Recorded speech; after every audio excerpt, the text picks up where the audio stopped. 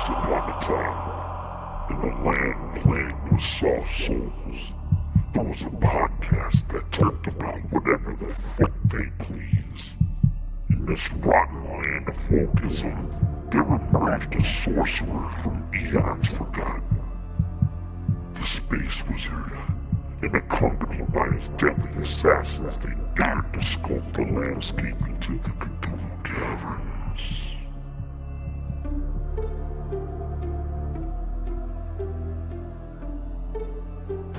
Hello, everybody. Yo. How the fuck are y'all doing? We are in this bitch live in effect. How the fuck is y'all doing? Let me know in the comments if it's been a good day or a terrible day. How's this weekend going so far?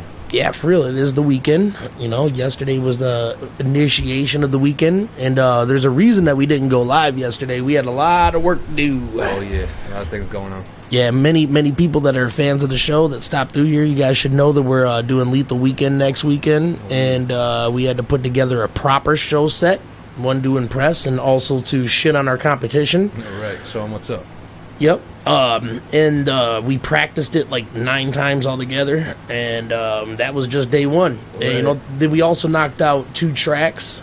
Yeah, I think 3 tracks. What up, Dose? And, oh shit, those Crizzy and the Hizzy, what's up, bruh? Yeah, no, so, you know, we had a pretty productive day yesterday. Yeah, it was. And, we kind of cracked the bottle to celebrate, and, one thing led to another. No Cthulhu Caverns yesterday.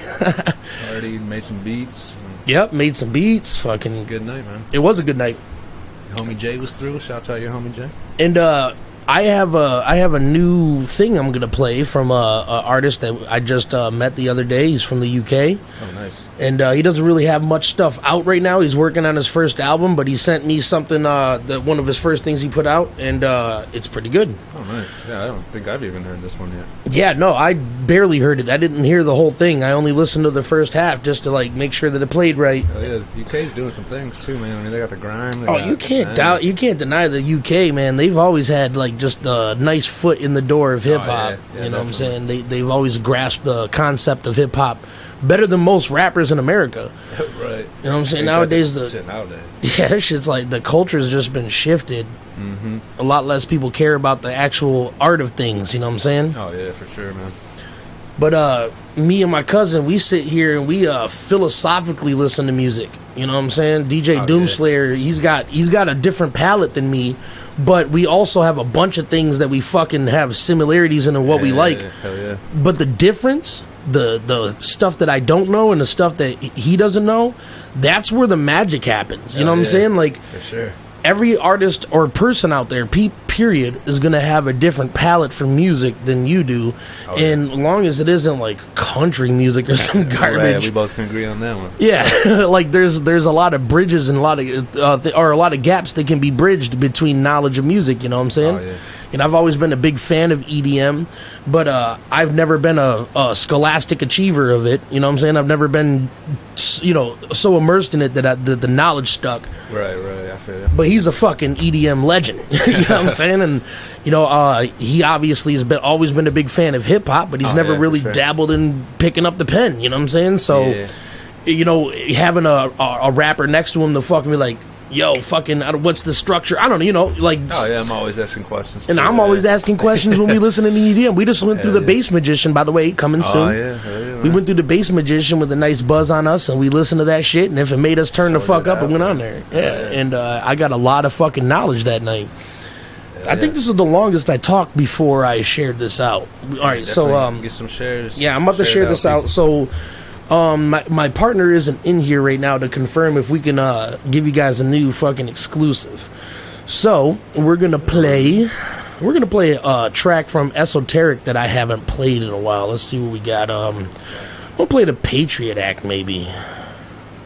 My mouse went right to it, so yeah, let's do that. We're gonna play the Patriot Act while we share this out. Please help me share this out, y'all. Let's get the audience up, and then I'm gonna show you my fucking my new brethren, Ricky C.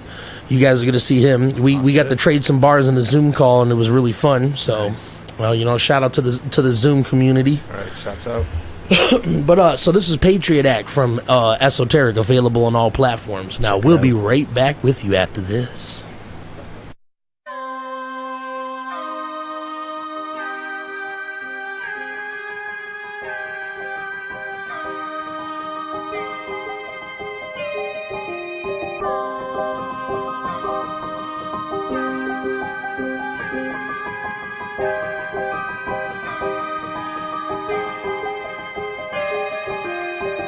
from the ghetto where we fight from the bottom. Where the government take us out, they got us right where they want them. They tell us lies on the radio, media, propaganda. When we make our problems known, all to do is cause them laugh. The dog is backwards. I don't understand the times you live in it. Everyone got a voice unless you got a different opinion. The ones who write the rules never been on these streets. People getting deplatformed over free speech. I see the snakes in the skies, face your demise. You embrace it aside, communism, hatred is fine. I see you fucking media lie to our faces. Try to be racist on a subtle tip. Y'all not complaining, neither am I. I'm just laughing and rolling the doobie. You grossly consuming people socially because of they rolling the movie. Slowly reducing the sleep we never gonna wake from. We all fucked, that was the plan from day one. They plot a scheme on me. I see them watching me. I see them watching me. I see them watching me. 24 hours under surveillance constantly. I see them watching me. I see them watching me. I don't know what I've done, but now I'm holding my gun. You come against me and I'm throwing it up. Target my enemy territory and blowing it up. No longer free to be me. We taking over what's up. 2020 was fucked, so much division, different years, same problems, they sow the seeds of sedition. Citizens still in prison in their homes, it's a deficit. Can't post about it cause social media censorship. Racist cops enabled to go in murder mode. Politicians causing genocide inside of nursing homes. First control, second peace, rest in peace, small business. In the end, they just show us how much the law is twisted.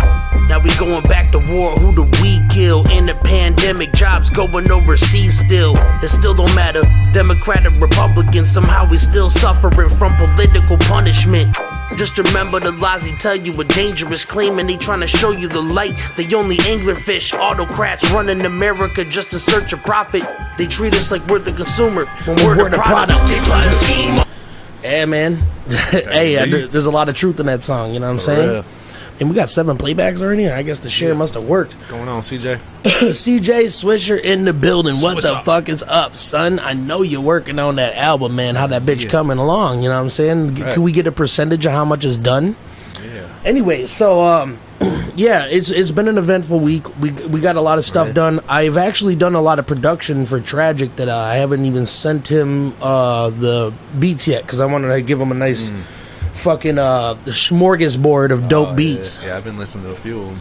Yeah, we got some savage shit, you know what I'm saying? And then not to mention this EDM album is done, baby. The Bass Magician. Bass Magician Volume 1 is going to be out very soon. Nice. We're gonna have an online vote on the cover, and then it'll be released as soon as possible. Yeah, you had those 3, weren't you? Those 3 covers, Yeah, those 3 right? are still the same ones. I okay. still say that those might be the ones. You know what I'm saying? Yeah. But yeah, no. In search of music, I've been going down some rabbit holes lately, and I've been finding myself enjoying a lot more shit than I thought I would. You know what I'm saying? I've been finding a lot more metal that doesn't suck. Every now and then I stumble across a rapper. I'm like, who? Play it. Right. Okay. You know what I'm saying? It's very pleasant to hear new music that I like. But I've been finding this tendency lately where I find a band or something that I like, and then when I go to look deeper into it, they've been broken up for like a decade. Right, you're like, shit. Fuck, man. I'm a decade late. Right, I'm a decade late. Like, how many fucking dope-ass bands broke up? Right. Shit, because I just found the Distillers, and I'm like, all right. Yeah. And then I looked into it, they're gone. Right, Flyleaf, look into it, Flyleaf. it's just Gone. Lacey Strum by herself. Yeah, Gone. yeah, she does solo stuff. Yeah, man, it's like, fuck, goddammit. Is Chimera still alive? Bad boy on it? Yeah, I just turned it on recently, so it's going to take a while to kick in. Is Chimera still a thing? No, actually, they broke up. You see what I'm saying here, bro? A couple years ago, actually. How many? Probably like, I would say about 5 at least. Oh maybe yeah, more. I'm Maybe on more. the back end of that one. Time starts flying once you get past 30. Or something. You know, shout out to Slipknot. Mm-hmm. Somehow they're still a fucking thing. Right. 3 Days Grace was good with Adam. Wait a minute, 3 Days really? Grace broke up too? No, they got a new singer. Oh. Yeah, and then Adam went to some other band. I forgot who they were called. Oh, San Antonio. That's who they're called. Never heard of them. Yeah, they had like one hit. Yep, and they that fucked was up. it. Yeah. Yeah, Adam fucked up. Yeah, for sure. I mean, the one thing that you can't replace in a band is the singer. The next thing that's really Right. hard to, you might be able to, but is the guitar player. Yeah, guitar you could. You could, but they got to be like, you got to be like, study the style of this that we've had on our albums forever. That's what we want, and we don't want anything new. Don't try any fucking stupid little thing. That's like the drummer from Korn. He was like Fieldy, David Sylvia, I think his last name was. But yeah, like his style, like I showed you his style last night. You know, when he was doing that. Yeah, he was really good. Yeah, well, imagine somebody coming in and trying to step into that. Fuck. Yo, what up, Knight? What up, fan? Yo, I can hear pretty good out of my right ear. But yeah, maybe I should let you in on some fucking personal shit. Yeah. So, it's been a couple of weeks, but I've been feeling like my ear clogging up a little bit, and I fucking plunge it out, or because Q-tips are bad for your ears. Oh yeah, not supposed. And I literally just got a tongue lashing from the doctor today. Not that kind of tongue lashing. Whoa, hey. But he was like, "Yeah, no, don't use that shit." You know what I'm saying? I'm like, okay, all right. But no, so it's been an accumulating problem, and I didn't know how bad it was until today. Because I've never been to the doctors where they looked in my ear thoroughly. Right, you know what I'm saying? Usually, it makes me think back to all the times the doctors did look in my ear. Like, you didn't notice there was something wrong, bitch? Right, you didn't see it like that? Yeah. Like, it's not totally fucked. I still got most of this morning was bad. This morning, all right, so, can you hear this? Let me mute this mic, and let me turn this up. Can you hear this? You can hear that, right? So that was my test all day. I could do that to my right ear, and I could hear the fucking crustiness of my fingertips. I go over this side, I don't hear shit. Wow. Yeah, and it physically felt like it was clogged. Like I was listening. Your whole balance off too, I would imagine. Like, look, I was listening to a fucking. I put the speaker of the phone to my ear, and it sounded like this ear was hearing it across the room. You know what I'm saying? Like, I got nothing in that ear. So I was like, yep, time to fucking go. Yeah, that would have freaked me out. Yeah, I freaked the fuck out. So I went to the doctors. They laid a bunch of stuff on me. And then they try to, like, do a saline rinse.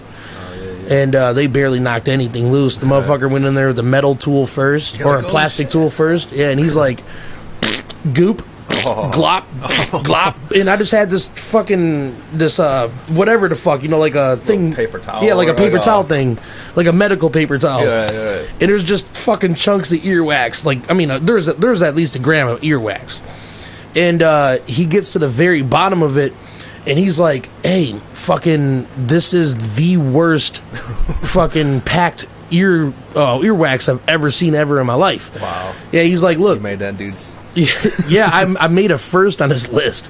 I was the first patient he had that he had to throw his hands in the air. Damn. Yeah, because he got a lot of it out, but then he got to where like my physical eardrum was, and there's a hard, fossilized. Because I mean, dude, like I said, I've had no deep cleaning in my ear for a long time. But anyways, so.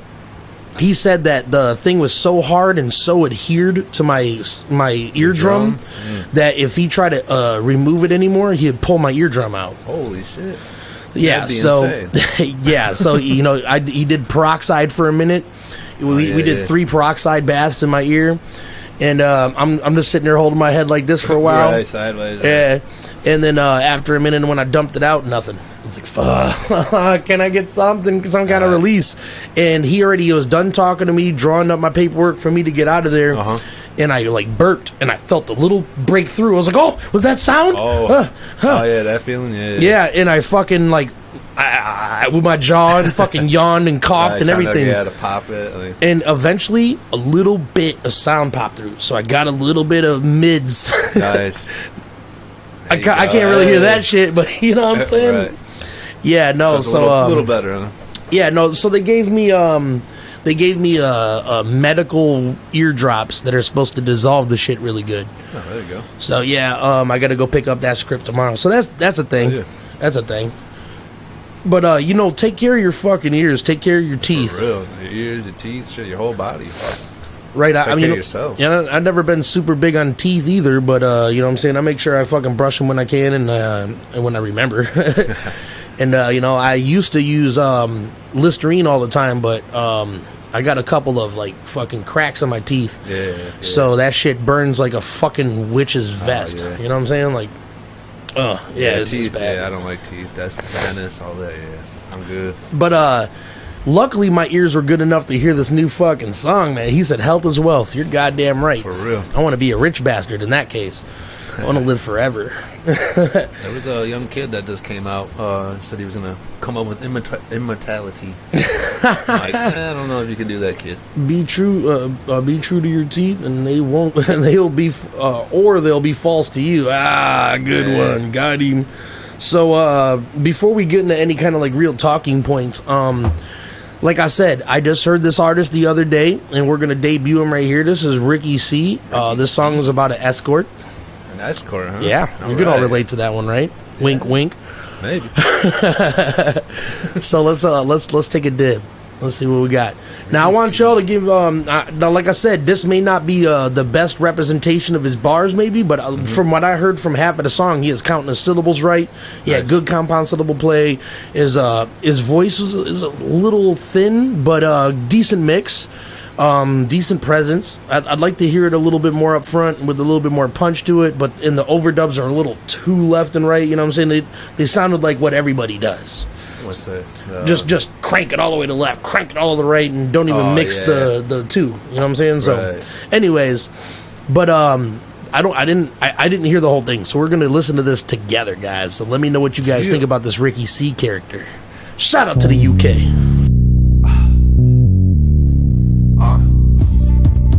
Escort and wants to escort me to the escort. Guard next door is nothing like the guard next door. Guard next door is nothing like the guard next door. Aye.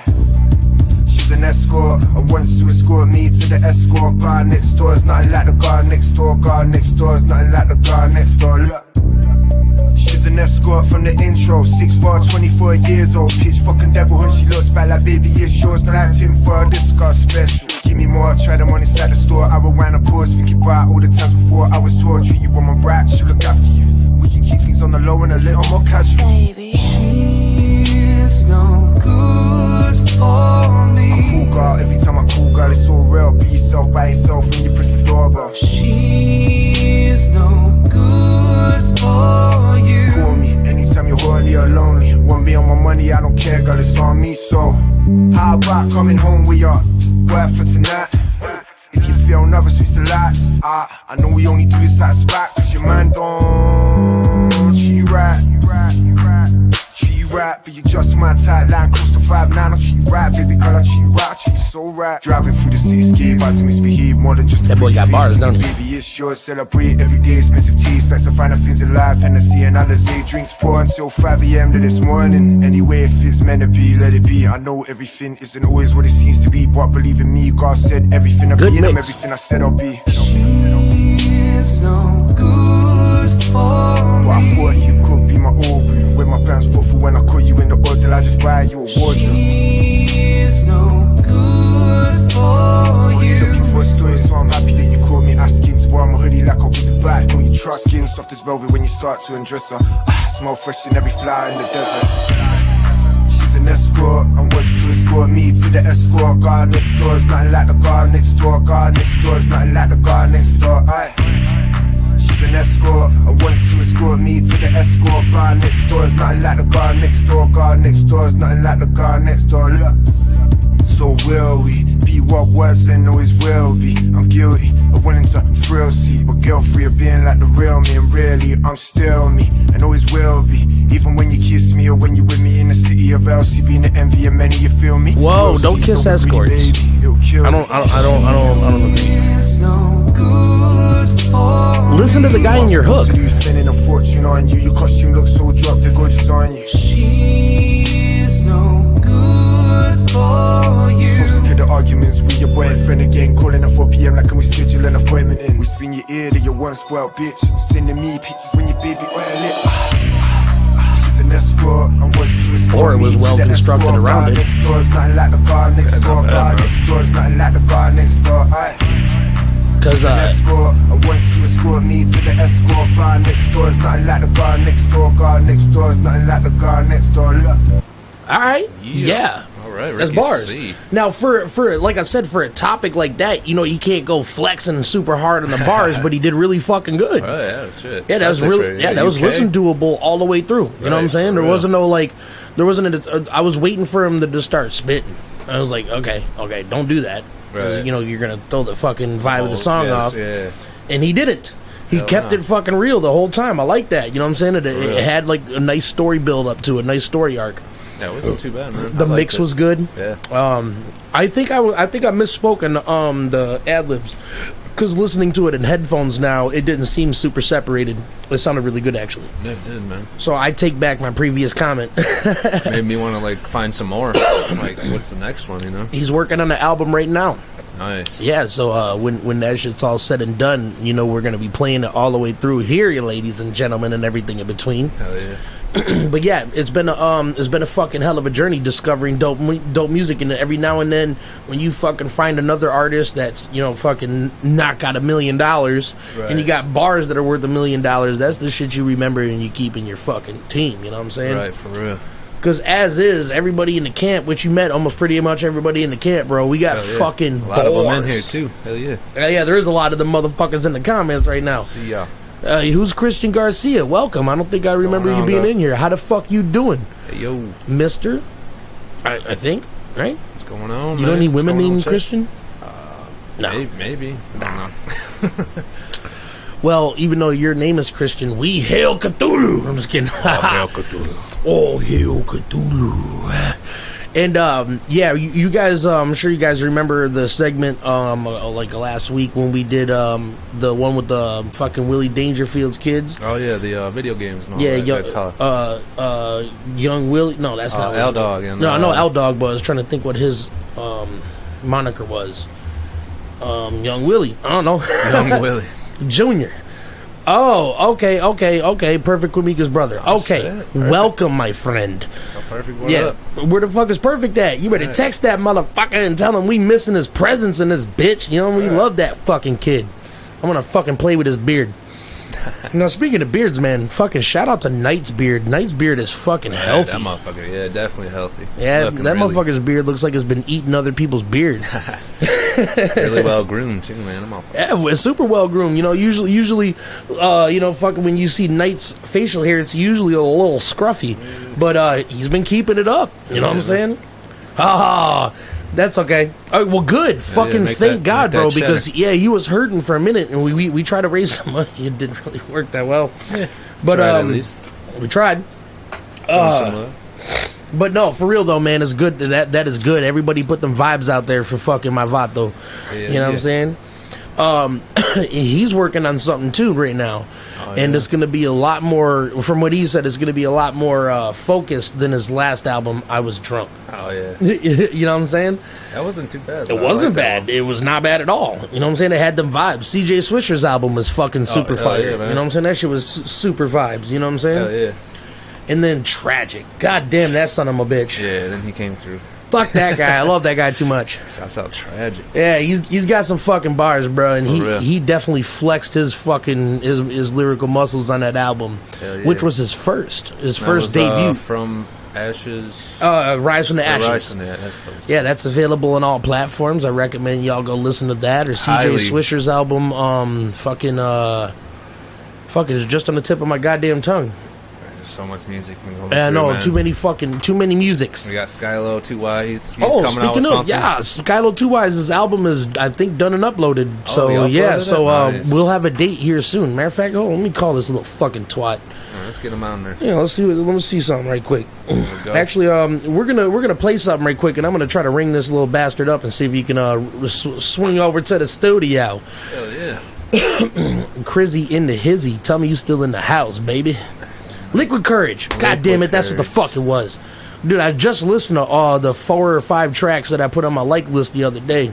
Right. Yeah, and unfortunately, an artist that we played on here once before got too cocky for me. Oh, yeah, and Half Dead was pretty good. I bet. Yeah, and I'm gonna actually go back and delete an episode because I can't support people like that. Oh, I know what you're talking about. Yeah, well, I'm not gonna name drop them. Names, I'm not gonna name drop them. That's fucking. By the way, we're on fucking episode 70. Yeah, brother. This is a milestone. We're at fucking episode 70. That's a lot of episodes. I keep making these milestones too, man. Shit. Fuck yeah, man. Dude, DJ DoomSlayer's basically been here for every 10th one. You know what I'm saying? Right, every one of them, pretty much, since like fucking whatever the fuck episode. Right. Oh yeah, dude. Dose Charisma. Now listen, Dose Charisma and fucking CJ Swisher are both artists that came to me through a music review.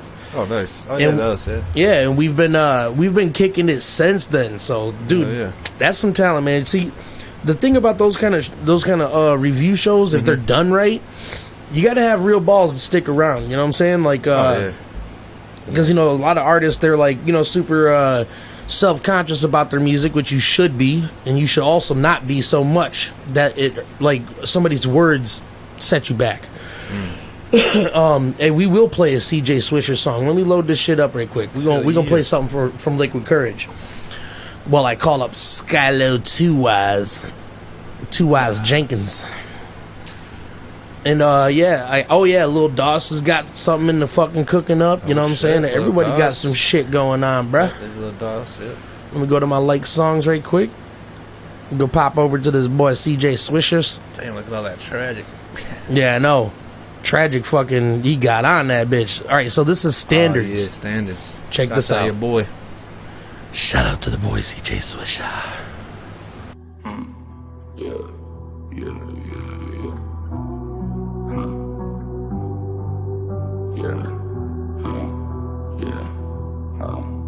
I'll be living in a world that ain't got no standards. Goofy motherfuckers that be geeking like Flanders. Man, to me, baby, you know I don't got the answers. Toxic piece of shit that be spreading like cancer.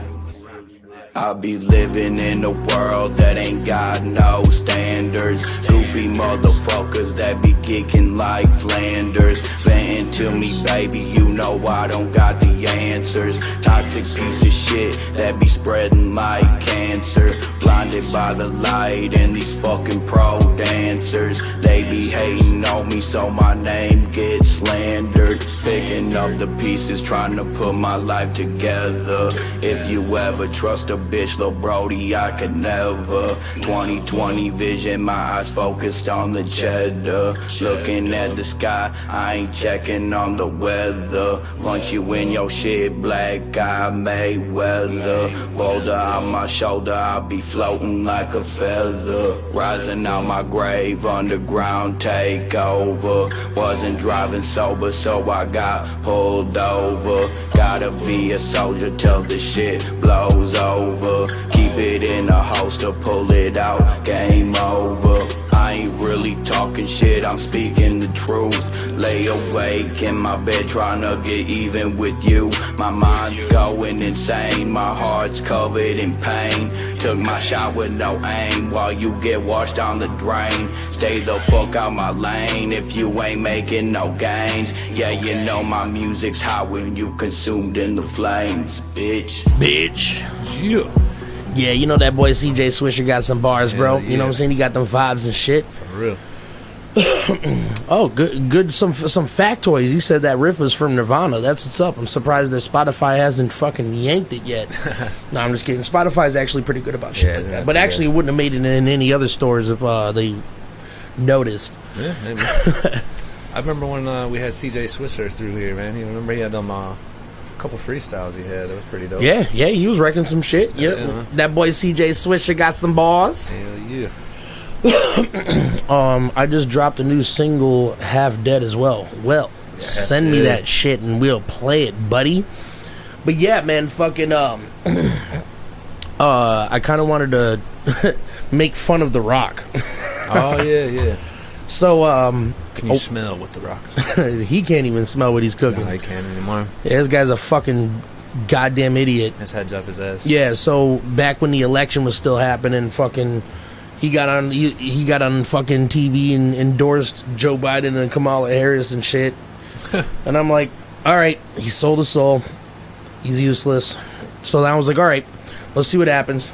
You know what I'm saying? Yeah, so, anyways, here we go. Fast forward to now. And he just posted a video like, where's our leadership? We need leadership. Bro, you told everybody to vote for the motherfuckers, you dumb fuck. Right. Next time, keep your muscular mouth shut, you fucking idiot. That guy is an idiot.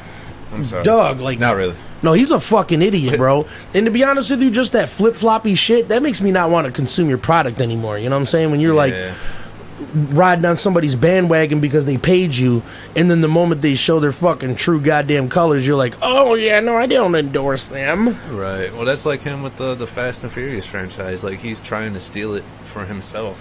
It's Speaking like, no, that was of- Paul Walker, you know? Speaking of the fucking franchise, this motherfucker John Cena, bro, I will man. never. If he's in it, he's like Brie Larson to me. Toxic. I'm done, bro. If her name's in the credits, Dirty B ain't watching it. Especially not paying for it. Especially not making it a way for them to get money. Right. If I want to see it badly enough, I'm gonna pirate it. Let's let him know. What happened with John Cena? All What right. did he do? So John Cena, this fucking guy. So while he was going on his, doing like his rounds for the movies promotion. Oh, yeah. He was he let out a statement. He said, shout out to Taiwan. They're about to be the first people to play it.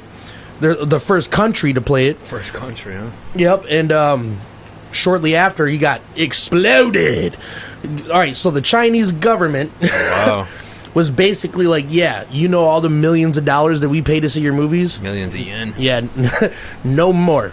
You called Tibet, or you called fucking Taiwan a country, so in Mandarin, fucking Mandarin, the guy apologizes. He says, dude, it's disturbing. He's like, It was. I apologize for sorry. even calling it a country. It is not a country. They're not even real people. They're not, yeah, no. What? They're not even real. Like, what? It What? doesn't make sense anymore. Dude, fuck John Cena. If I seen John Right. Cena, I would grip his balls until they were smushed little fucking pancakes, bro. Fuck that fucking piece of shit. I never liked them, honestly, How from the the beginning. fuck dare you bow down to another fucking country, bitch? Right. America for life! No, I'm just kidding. America. America! Nah, man. What kind of fucking cuck ass shit is that, bro? Straight cuck.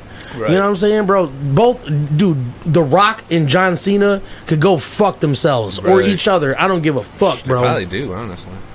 And look, Vin Diesel. I don't have anything bad to say about Vin Diesel yet. You know what I'm saying? He's not that talented of an actor, but at least when the movies come out, they're sort of believable. Minus Right. that last one, Fast and the Furious. Bloodshot, or whatever. Oh, that's a comic book. Yeah, That- but it was garbage. The fucking, I've never seen it myself. But, yeah. the production value was like, Was it? Yeah, it was like some dollar store production Damn. value. There's like 4 locations in the entire movie. Damn. Yeah, They could have did so much more, because that was actually kind of like one of them side, like little comics, like on the side, not like a Marvel DC. Not Imagine, but it was one of those like, a smaller Variant ones. or something like that. Variant, it was 'Cause Variant. Remember, we used to go to that one store and Yeah, get those we- comic books for like Yeah, at like 3Ds. 10 cents. Yeah, Yeah, the liquor store. They used to sell a fucking pack of fucking those yeah, bitches. like 10 or 20. Yeah, we used to get like some old schools. Like Yeah, they'd slip in some classics. good stuff, and then they'd slip in some bloodshot. I'm just kidding. Yeah, right. Some bloodshot. Nah, man, I'm very interested. If you guys did read comic books when you guys were younger, what did you read? Because I was a big Predator versus Alien, Oh, yeah? The Incredible Hulk, and Spawn. Spawn was my favorite.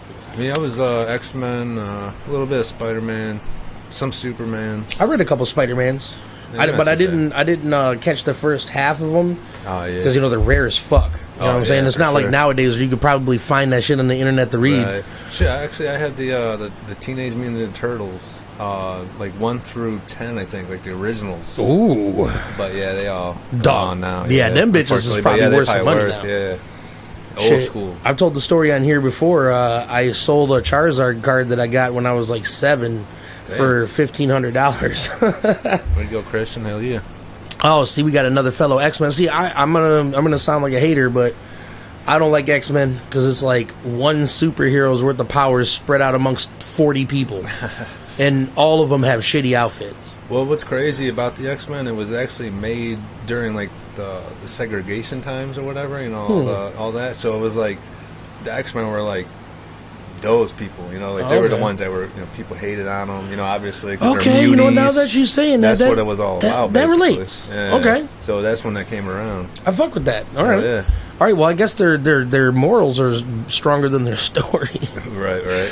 Because I mean, you got Jean Grey, bro. That's all you need. It was the only one that was worth a fuck. You know what I'm saying? They made her so weak. It was so weird because she was like the strongest, and it was like she was like the Yeah, weakest, she- at least on the TV, the cartoon or whatever. Oh, when they brought her back in the movie, they made her the villain. Yeah, she was badass Dark in the Phoenix movie, or whatever. yeah. I don't think I've seen that. I don't think I know. have either.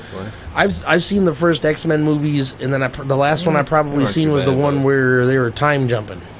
Or not time jumping, but that was Days of Future Past. yeah, it was that one. Wolverine went back in time. Nobody liked them mutants. Nobody liked it. You damn mutie. No, man, see, I fuck with the original black superhero, Spawn. Al Simmons.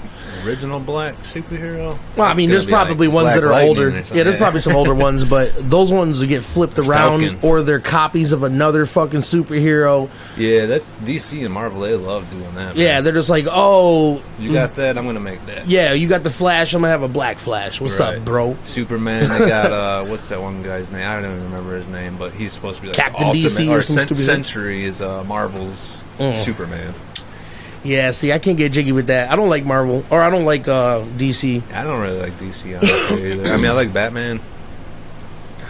But he said, I hope you all look up A Man Apart. No, I know that movie. Man like I Apart. said, oh yeah, hell yeah, man. he's not the greatest actor, but his movies are usually pretty good. What about Riddick? I'll kill you with this teeth. Didn't he do like a witch hunter movie? Yeah, Witch Hunter. Yeah, he Yeah, did that. That was good.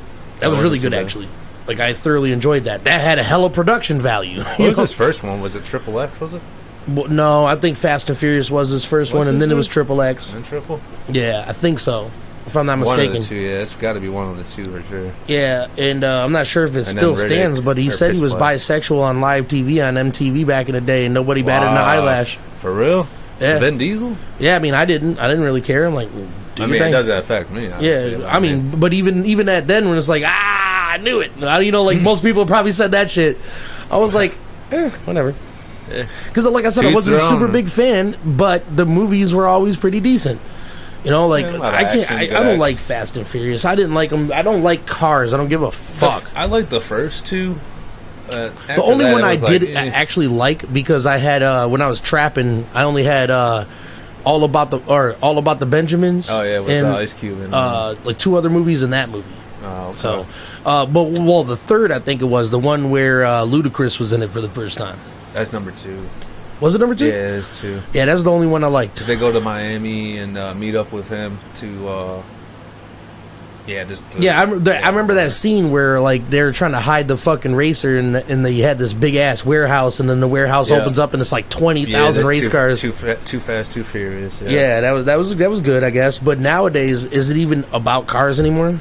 Nah, shit. I think they go to space in this one or something. I heard. I'm like, what? It's so vague, bro. You know what I'm saying? And then now The Rock is toxic to me. Yeah, Like, he's trying to steal the franchise for Hobbs and Shaw and all that shit. yeah, man. I Fuck used to that. like The Rock, but then like just that flip floppy shit about the political shit. Like, bro, you're a star. Nobody gives a flying fuck what you think.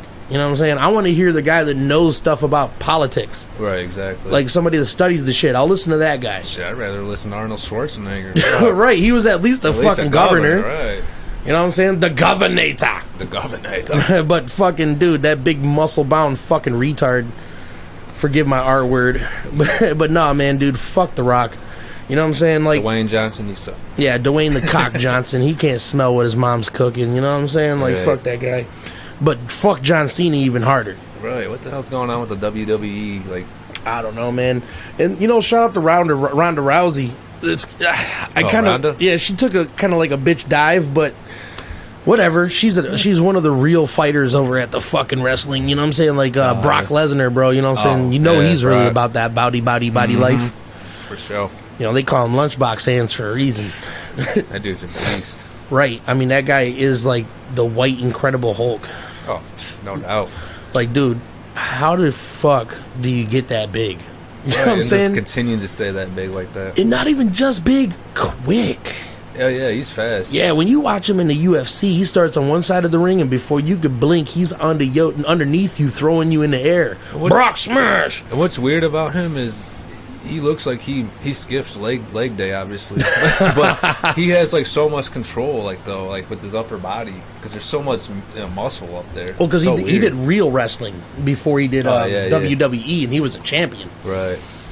I heard Kurt Angle was really good too at real wrestling. Yeah, he was a gold medalist. Yeah, back in the but Olympics. he Like, broke his real. neck, Yeah, he broke his neck. and he went into WWE. Yeah. But see, with Ronda Rousey, she had such Man. a good career in the UFC, and then she took that one loss and couldn't handle it, and Right, that was fucked it. off. Right, and then went to WWE like a couple years later, I think, maybe. You know, so half of me is like, you're a sore loser. And then the other half of me is like, you know what? WWE needs some real motherfucking warriors. You know what I'm saying? Yeah, for sure. Because I've always been, I used to be disillusioned by it. You know, when I was a kid, I used to think that shit was real. But I Most think, of it is. I mean, it's scripted. oh no, obviously, don't get but me wrong. They're still slamming each other on the fucking ground, but you know the punches ain't real. The fights are punches, determined ahead of time and practiced over and over Yeah, again. unfortunately. It's all scripted. But the reason I stopped fucking with them, where I can't consume stop their what? product, Yeah. I lost a bet. You lost a bet, huh? I bet on some shit that was pre-planned. Oh, man. You know what I'm saying? What was this bet? All right, that fucking Rey Mysterio was going to beat Booker T. Because it's a fucking hands-down comparison. Booker T was good, but Rey Mysterio was He's got flashy and super popular. Acrobatics, all that. Yeah, good bro, I was like, shit. dog, he's going to give that motherfucker a run for his money, bro. You Right. about to put his ass down, son. 619. And he did. He Booker knocked T? No, fucking Rey Mysterio. Rey Oh. Mysterio knocked fucking Booker T out. unconscious. And at the very last minute, his wife runs in there with a steel fucking chair and smacks Rey Mysterio. He falls over. She picks up her husband's limp ass body and throws it on top of him, and that's the pin. Fuck you! I lost $50 and a half an ounce of weed to that shit. Damn. Booker God damn T? it. Yeah, Booker fucking T. Hey, you remember that old Booker T calling Hulk Hogan the N-word? Oh, I don't remember that. It was actually pretty fun back in the day. No, actually Booker T is responsible for one of my favorite moments in all of WWE history, bro. Was when fucking was it Stone Cold Steve Austin? Yeah, Stone Cold Steve Austin mopped an entire fucking grocery store with him. Oh, I did see that. That was awesome. Yeah, they caused like 16 grand worth of damage to fucking a grocery store. Stone Cold, fucking man. him up. Stone Cold was like probably one of my best or favorite wrestlers. I heard that he's actually a lot nicer than he even looks or his character is. He is. He's pretty nice. I mean, I've never met the guy, but I mean, You hear people talk about it, or yeah. even like podcasts. You know, he's done podcasts. He does, Yeah. you know, all these other things, and yeah, he's pretty genuinely Yeah, nice. super Texan. Yeah. You know what I'm saying? And, you know, most Texans are pretty respectful. You know what I'm saying? You know, they like to blow shit up and get drunk, but so do we, right?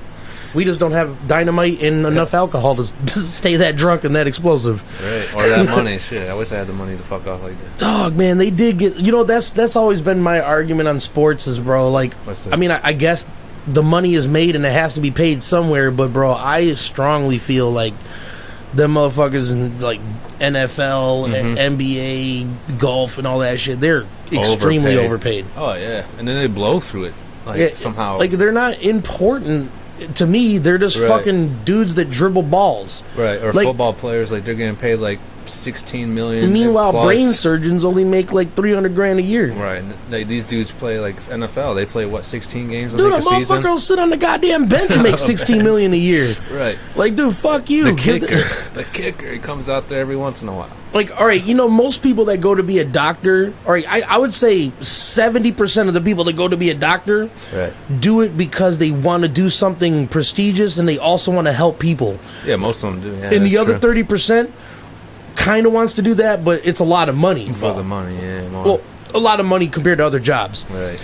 Imagine how many more doctors or how better medicine would be if the better you were at fucking being a doctor, the more you got paid. Right, like you were advertised on the billboard, like Dr. Brandon Best Mutant. Like, right, best brain surgeon in all of America. Right. Worth $444 million a year. Yes, that's worth it. Pay that guy. He's going to fix your brain. This guy got a 4-house mansion, Right. basically. Meanwhile, some dipshit on a bench that hasn't played in 7 months is getting paid fucking 17 years worth of his wages. Right, he's just sitting there the whole season. And look, I Wasted. don't hate sports. I just don't find them to be as useful as the money is yeah. spent on it. Right, ain't that insane? Like, I love the UFC, but they don't make anything, and that's Right, and they real put their fight. body, yeah, they put their bodies on the line like harder, like than Yeah, I mean, obviously, boxing that's worth money. I mean, good dude. boxing fell off though. And ever I'm not. since UFC. I don't necessarily want it to change because it's already been set in motion. People want to grow up to be a basketball player, and they want to get paid good money too. Right, basketball, baseball. Fuck. But man, It's just too much. Why can't we fucking equal the playing field a little bit? Make the people that make the most money should do the most important jobs. Oh yeah, for sure. Like the motherfuckers that climb them goddamn 700-foot cell phone towers to reconnect a wire. You know what I'm saying? You ever see them fucking videos of them dudes that just got a hook and they're just 2 feet at a time until they're above every building in the city? Oh yeah, that's too much for me, man. And they make nothing. Right. They get hourly wage. The value of a product is established by the consumer. I get that. Like I said, I can understand why it makes so money, or so much money. But it's just, is it really worth paying somebody $44 million to do nothing? Right. Star quarterback. Good for you, buddy. Wow, you can fucking throw a ball. Right. You can run really hard. Then you retire and somehow you're broke. Yeah, and then half of the people in sports, by the time they fucking go to retire, they got CTE and their fucking brains mush. Holes in it and shit like Swiss cheese. Right, like it was worth it, huh? Yeah, right. Was it worth it? Now you don't even know how to spend your money. You forgot how to count, you fucking idiot. You don't even remember your kids' names. Shit. Right, but meanwhile, like UFC fighters, they fucking snap a leg in half, blow their goddamn back and shoulder out, break blood all over. Blood everywhere, break a fucking... Have you ever broke your orbital bone? Neither have I. I can imagine it sucks. With a kick? Oh. I've had a bruised rib. I can't imagine a broken one. Broken one? Yeah, I know. How would you... Dude, but these motherfuckers do that shit. They live that life. You know what I'm saying? But they don't get shit, bro. They get like $300 million or $300,000 to $400,000 for some matches. A match, yeah. 10 grand fucking knockout bonuses and shit. Yo. Babe, what's up? Shouts out Bandit. What up? Oh, he said my homie climbs cell towers for $38 an hour. Okay, that's not bad. Shit. That's a lot more than I thought that they made. Hook me up with a number, will Not only do you got to be afraid of flights, you're afraid of heights, you got to think you can fly. You know what I'm saying? Yeah. I remember when I climbed my first, I think it was like a 28-foot ladder. Like I got halfway. I did roofing for a while. There was not a day that I was just like, yeah, I can get used to this. Yeah. Roofing, I don't know about roofing. Yeah, I did some super steep roofs. There's one time where I was on 12 pitch or whatever they call them. Yeah, I was on one that it wasn't that steep, but it's pretty steep. And my dad's like, all right, just fucking, because we had a couple 2x4s, but there was a couple spots that the 2x4 didn't stop. Oh, yeah. So he was like, all right, just fucking plant your foot, keep your body low to the fucking, low to the roof, and then fucking run up there and grab onto that thing so that way I could have you up there. I made it like halfway up there, and I said, I was about to fall off. My dad grabbed me by the fucking shirt. I'm like, yeah, fuck this. I'll be on the ground. I'll throw you what you want. Right. I'll pick up the old shingles. Yeah, dude, fuck that shit, bro. Right. Them motherfuckers, I mean, they make a pretty decent wage, too. See, roofers can, yeah. I'm confused on why we pay all these fucking taxes, and yet these motherfuckers don't fix the neighborhoods. They don't create job opportunities. They don't, you know what I'm saying? Like that, where's that money go?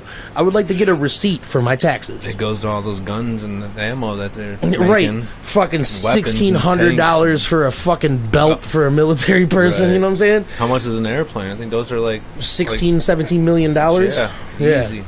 I always said that I'm not afraid of heights. I'm afraid of falling.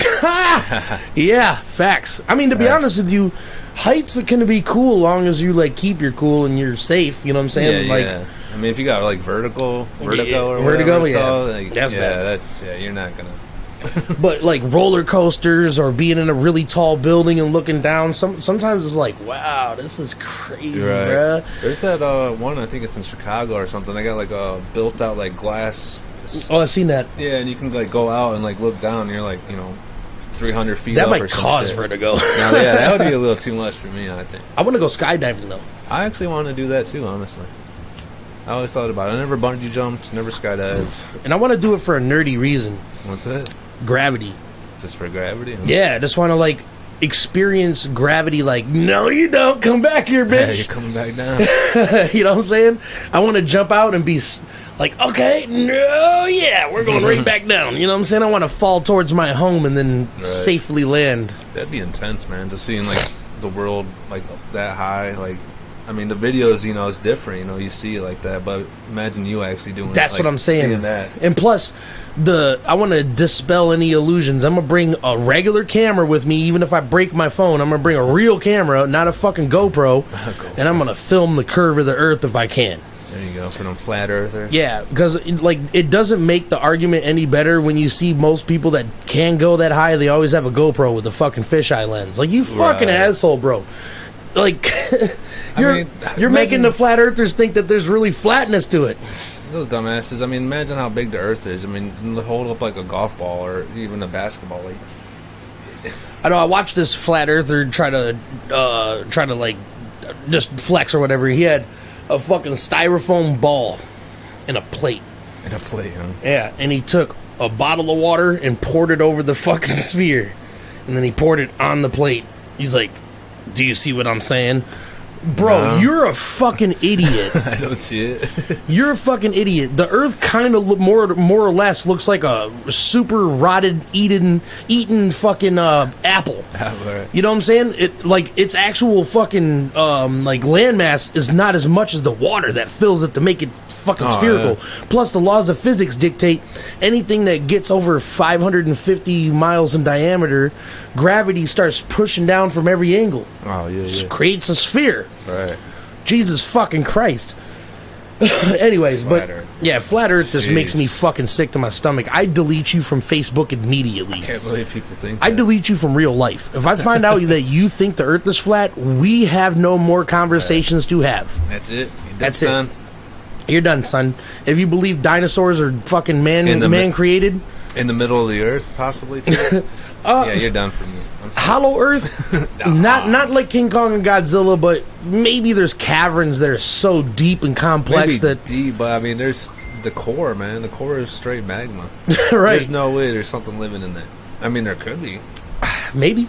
Like I don't know. Like I mean, not dinosaurs. Hollow Earth theory has maybe more ground to stand on than a flat Earth. Then flat Earth, that's for sure. Because, dude, all you need is eyeballs. You look up at the fucking... If you can look at the sun without going blind, you see a sphere.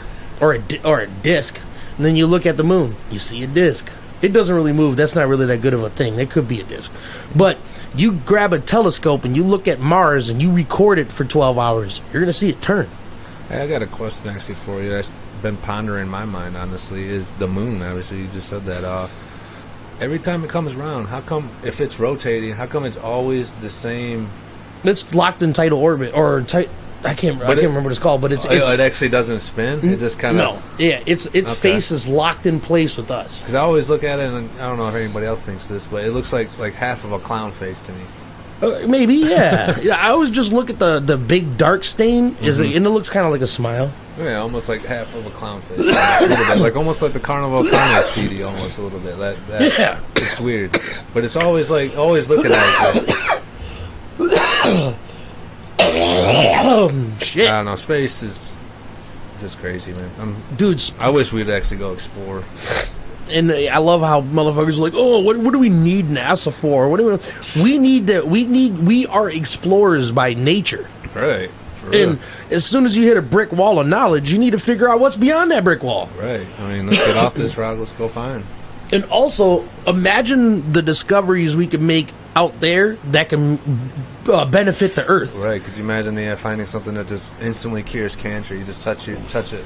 Maybe not even that. Maybe just examining something for so long that you notice something. You're like, that's how that works. Oh, yeah, right, okay. Right. And then you apply that to where we live, and you're like, okay, maybe we can make some, I don't know what it is, what the thing is. Yeah. Life dramatically all of a sudden.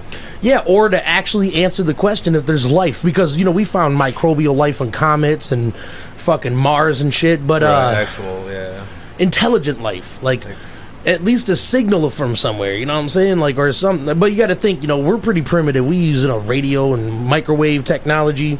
Yeah.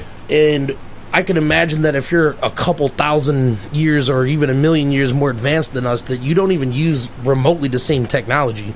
It's like, I can't remember what scientist said it, but he said, imagine taking a nuclear reactor and taking it back to the horse and buggy days. Oh, man. That'd be all crazy. Right?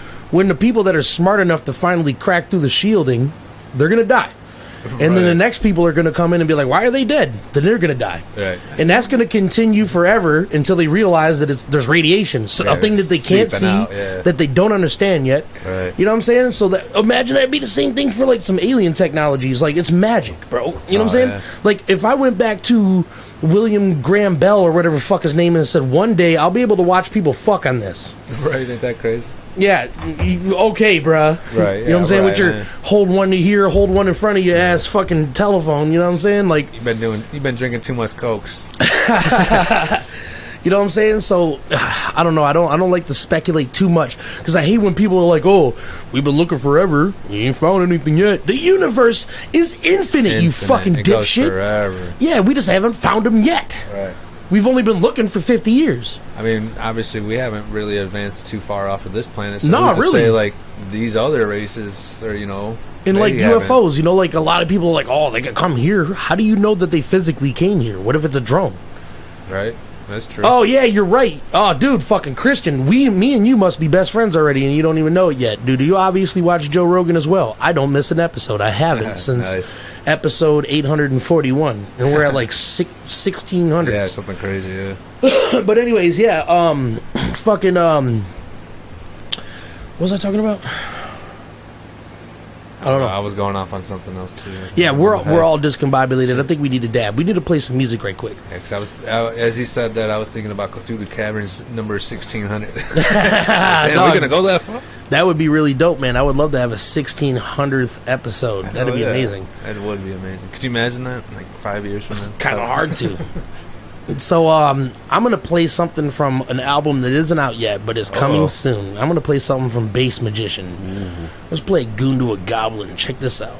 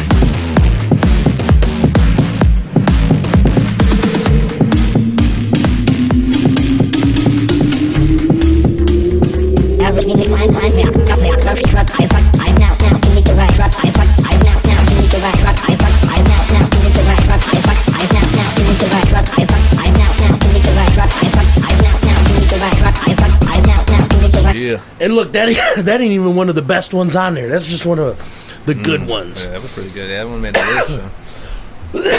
I was feeling it. Yeah, so when that album comes out, you're gonna be able to get your exercise on, clean your room in a fucking record time. Ooh. You know what I'm saying? Get your workout on. Thinking I want to hit the booth tonight. Yeah. Well, babe, you already know what the fucking dealio is. Can't wait. By the way, my wife is she's getting closer and closer to having bitter done. So that's going to be hitting the airwaves as soon as possible. You haven't checked them out yet, Captain Morgan's out, right? Actually, Bandit, you want me to? You mentioned the other day you wanted me to play the new one. You want me to play the new one? Oh yeah, baby. Let's get it. Where's the? Are we in the right one? Well, where's my studio artist folder? In the right folder? Or are they drive on there? What the fuck? Dude. Yeah, what the fuck? Yeah, that's fucking not good, bro. Where's my shit? Oh, shit, don't tell me. Hold on. You're on this PC, this music. Yeah, no, that's supposed to be in here. Uh-oh. Yeah, that's not good. What the fuck? Hold on. That is not good at all. Yeah, studio artist. Okay, I see what happened. All right, hold on, guys. Oh, I got moved into a different folder? Yeah, I accidentally moved it into a folder. Oh, yeah.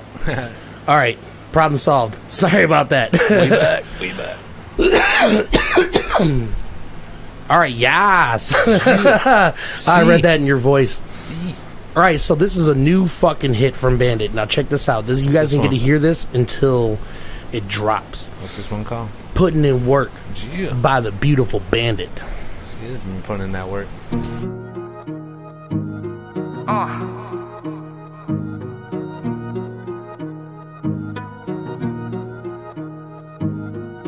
Please cut the dramatics, cause bitches is weak and I'm about to let them have it. Gritting my teeth, minding my business, I'm a classic. Basic ass bitches feel the need to compete, and y'all guessing really didn't wanna go there, ho. But let's get it, carbon copy bitches. Y'all boring, I got the magic, y'all undercover hating, I get it, I'm fantastic. Think you want it, but I promise you don't really want the static. Should've been walked awake up, rigid. Intuition couldn't miss it. If you got beef, baby, I got the fixes. I'm up in the shit, and we'll be dipping in 5 minutes. Think you wanna put on me? I'm pushing it to the limit. I've been through the ringer, say waving a middle finger, and to everybody watching, you guessing my grass greener. Take them to the cleaners, keep on sucking up on my penis. I ain't out here for approval, that's a tip and you can keep it. Give a fuck what you heard, cause I know who I am and I'll be putting in work. I shrug it all off, I've been through a lot worse. Resilient as fuck and pain is a must, I love it, bring it back now. Give a fuck what you heard, cause I know who I am and I'll be putting in work. I shrug it all off, I've been through a lot worse. Resilient as fuck and pain is a must, I love it, bring it back now. See baby, I'm broken, but I'm holding shit down so well, nobody will ever know it. Look, I tried, let me keep it 100, I'm on my own vibe. Ride for mine, you ain't making it inside the circle. Blind as all niggas, I focus, I've been walking the line off, beating out of pocket, I'm daring bitches to try. Got a lot less to lose, believe me, I'll make the time. It's petty gang if the move feels right. Roll the dice, if you know me, then you know what it is. Scope 'em with precision and I'm locked and loaded. I got it, I'm with the shits. Got dirt on your bluesies, I can flip your weapon like a second. Too big for your bitches, I whip 'em into submission. I just wanna make my father proud. Certain people got nothing to offer and they always gotta be talking loud.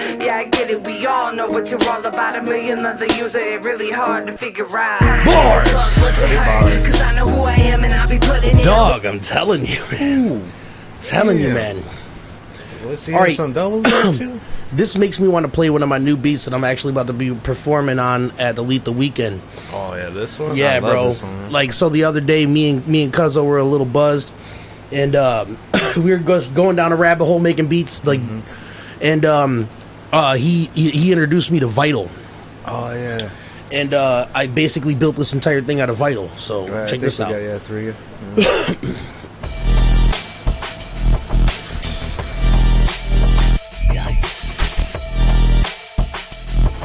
Oh yeah.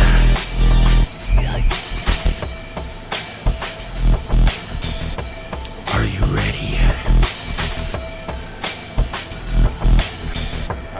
I'm ready. Come on now, give me some room and let me hold this lane. Career-wise, I'm Superman. You in the lowest lane, not the guy in the world feels you like menstrual pain. I put the Ginsu to your temple, play your mental games. You can't fight running or run fighting. Wanna be thug, you clean enough to get a gun license. Shoot up your people, completely ruin your ego. Boot on my stage everywhere we go, that's punto finito. Stop recording tracks, faggot, you just a crack addict. Pick one thing you good at and stay whack at it. Get stuck up like bad traffic, taking stabs at it for drug money. I put in work, you little punks, stunt dummies, fake fucks like orgies with slut mannequins. Savages tearing apart amateurs, run panicking. Homie doesn't know me, wanna show me a stare. They be like Kobe and Shinobi versus Yogi the Bear. What's this place I'm in? There must be an amazing and alien angels chasing them all over the face of the nation. Space-based station, my face is a blaze wasting a simultaneous. In the shape of the way safe from them. My cake raising homo sapiens, aided, related, belated. The day to escape it, he fate and fatal and bait decapitated, your hailing kid, faded, it couldn't evade this.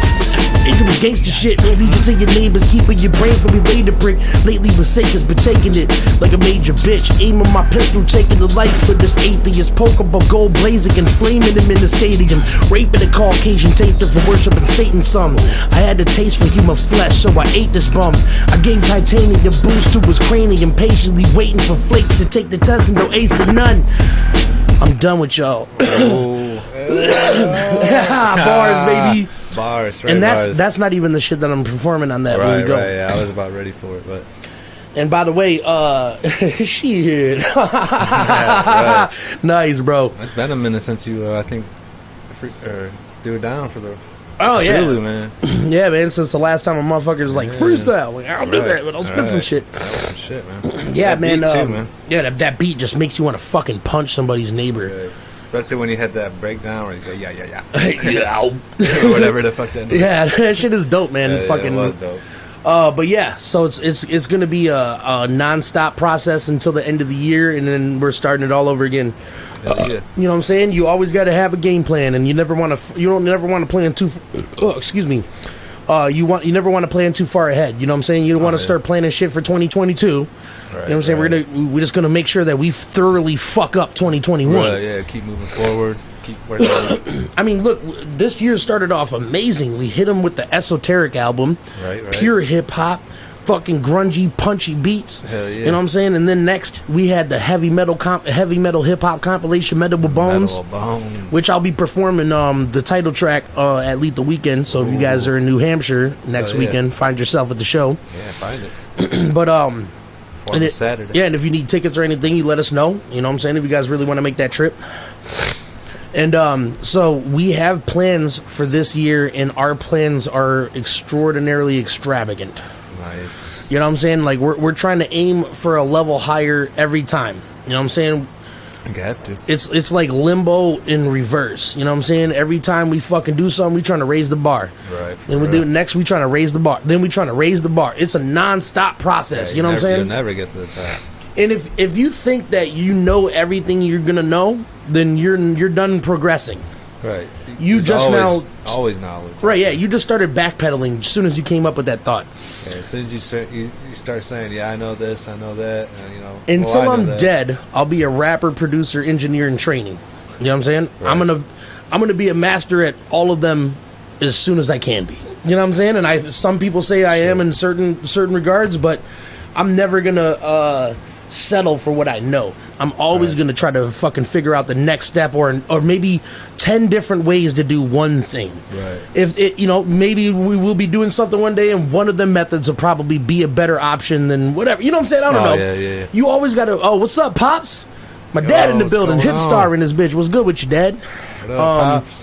By the way, fuck Scott Patton. Guy's a fucking creep, bro. Yeah. He's a person. And if you see a Scott Patton, crush his fucking head for me. I'll cash app you. Cash you up. His life is only worth $5 though, so. Oh, damn. That's pretty worthless. And I'm gonna cash app you 10. Damn. No, but anyways, fucking yeah. So anyway, yeah. I was gonna say I learned so much from you just sitting over here, just watching you and shit. Like when I hopped on Fruity Lips earlier, I was like,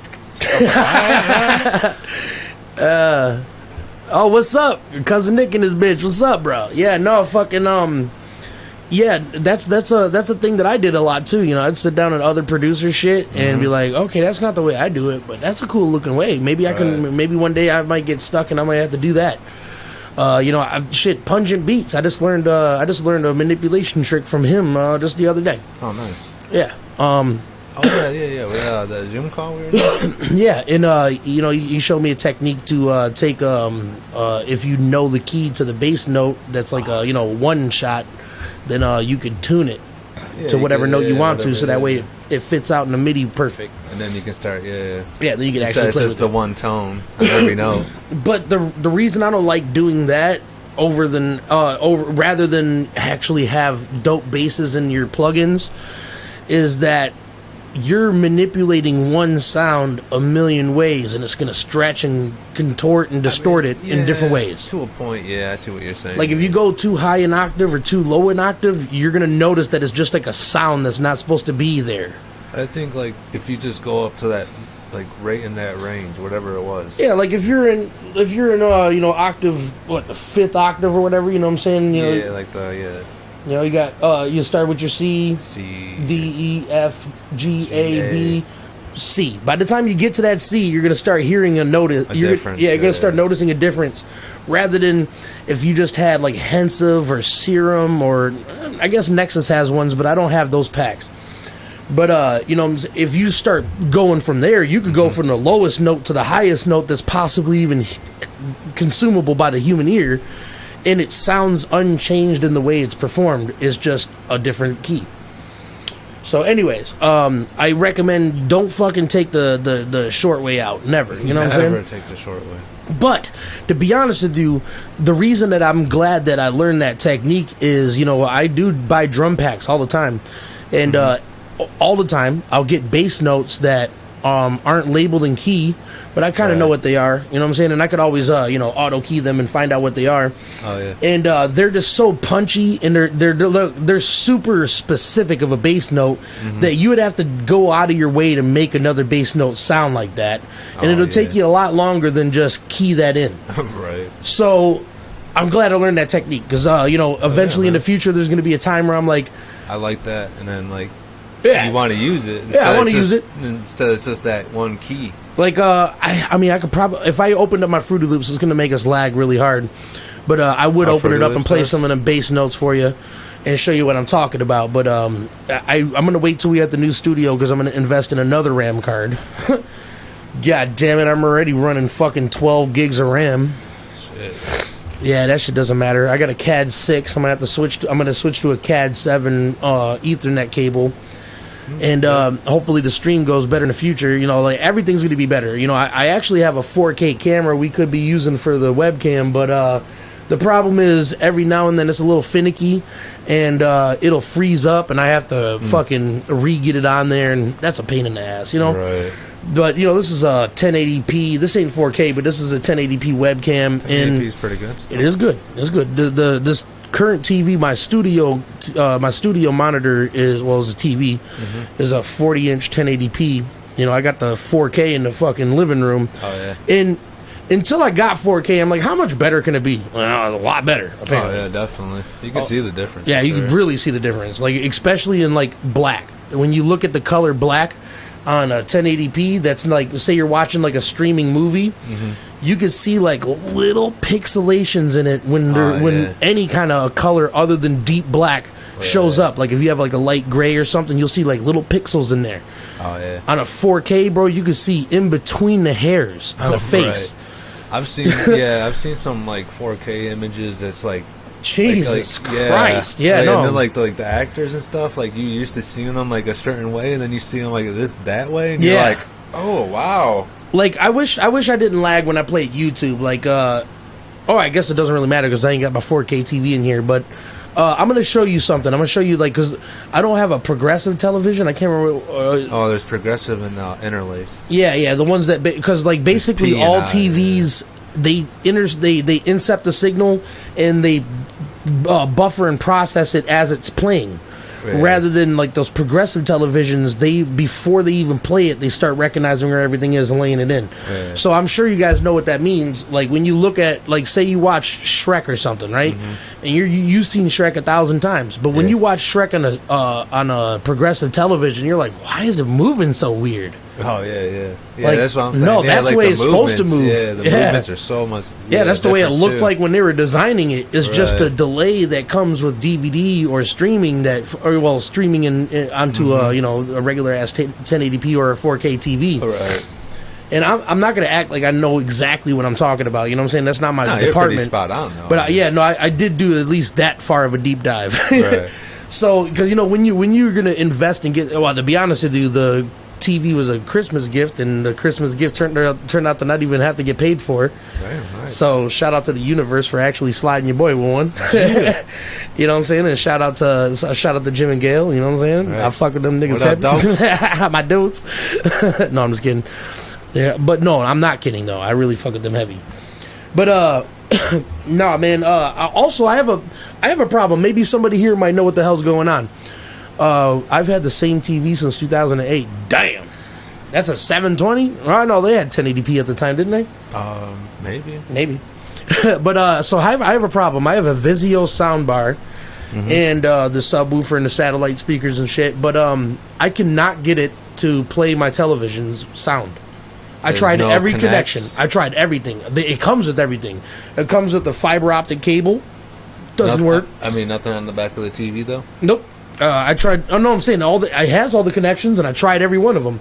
The aux connection, HDMI Spark or whatever it's called. I think it's called a Spark. No, Arc. I don't know. It's called Arc. Wow. And then it also had another way. Dropping knowledge on it. RCA to aux. No. Yeah. I tried every fucking one of them, and it didn't work. It's 1080i. Is that the progressive shit? No, that's interlace. All right. That's the it's something like that or something. Okay.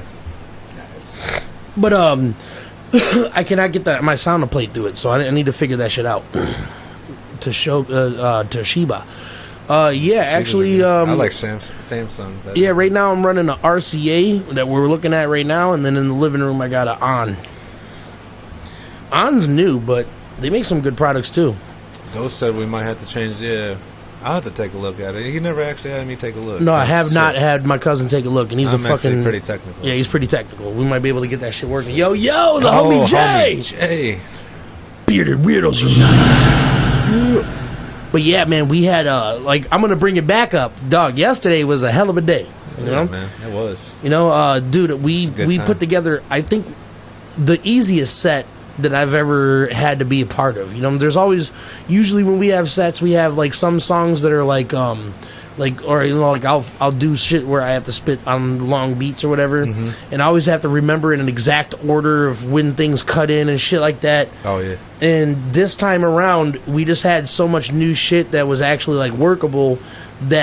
It took me a couple weeks to get the lyrics for MEADOW of Bones to where I can I can actually just do them. Oh yeah. Without thinking about it. Right.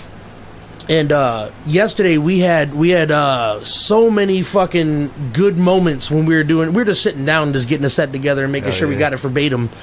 And just a couple of moments where I saw what the plan is on stage. You know what I'm saying? I know what I'm going to do here, but it always changes when you get to the actual stage. Right. Because a lot of times we don't really account for how small or how big the stage is going to be. Imagine this. We're at a trailer back in the day, and we're practicing in a space that's probably 6 by 6. Okay. You know what I'm saying? And we're like, all right, just make sure we don't bump into each other or fucking twist our mic cords or anything like that. And we took practice dead serious. But when we finally got to the venue, it was Harpo's. Oh, Harpo's? Yeah, oh, okay. A fucking 60-foot by 90-foot stage. Right. And we're trying to perform in this little 6 by 6 square on the stage because that's what we're used to. But you know what I'm saying? So you guys are real close to each other then? Well, eventually we figured it out and we've spread out a little bit.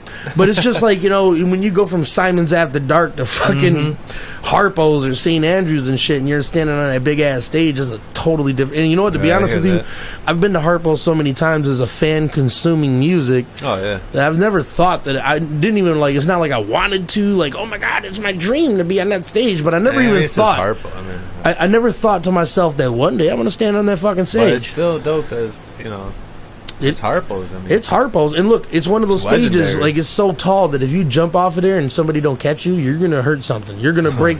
You're for sure breaking something. Right.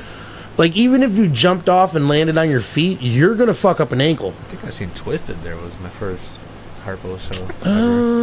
I think I seen Rob Zombie there as my first time. So Rob Zombie and Soundgarden. Oh, nice. Shit. I would have loved that. Yeah. Hey, you're lucky, son. It's one of my favorite bands, Soundgarden. Oh, really? I didn't really know a lot of their music when I went. Some of it sounded familiar, so I knew it. It's got a great voice. Yeah, but Rob Zombie's stage presence is just ridiculous. Oh, Rob Zombie. Yeah. It was at the time of going into Sinister Urge, so he had the big 20-foot tall robot stomping around the stage. Yeah, that shit. Yeah, he had a fucking a makeshift graveyard with fog machines hugging the ground. You know what I'm saying? That shit it was dope, bro. You know what I'm saying? Heavy metal heavy metal pretty much by itself always has a whole different vibe when it comes to concerts. Oh yeah, for sure. Yeah, when you're there, you feel the energy. Hip hop is dope too, but hip hop is a lot more relaxed. You know what I'm saying? Don't get me wrong. I've seen mosh pits at hip hop shows. Yeah, I mean, yeah, it depends on who's Shit, performing. I participated in the mosh pit at an older age in fucking at a tech show. Oh, tech? Yeah, it was like the first time I like seen a mosh pit in like 8 years before that, where I was just like, you know what, I gotta get in there.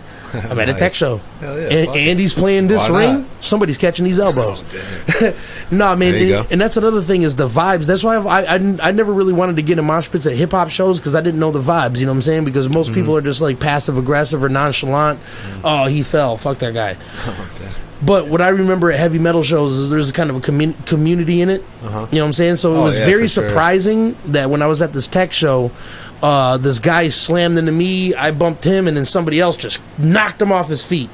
Well, that guy went to do his thing, and then me and this other guy, we locked eyes, like, oh, we gotta help him. Oh, no. And we made like a fucking, like a little wall with our arms, grabbed the dude, fucking yanked him up, and shoved his ass back in the mosh pit.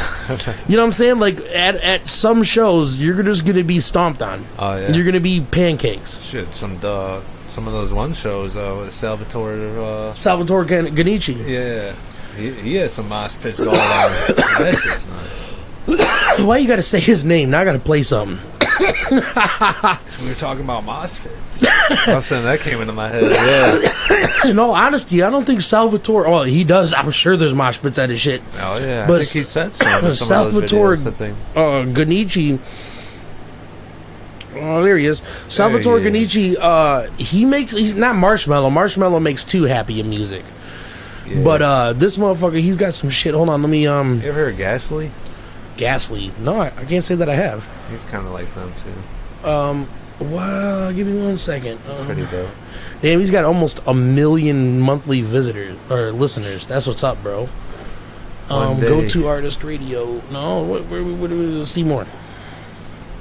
Where's my fucking song? Boysicle. Which one? The one I listen to all the time on fucking Horse. Here it is. Oh yeah. Now that video's dope too.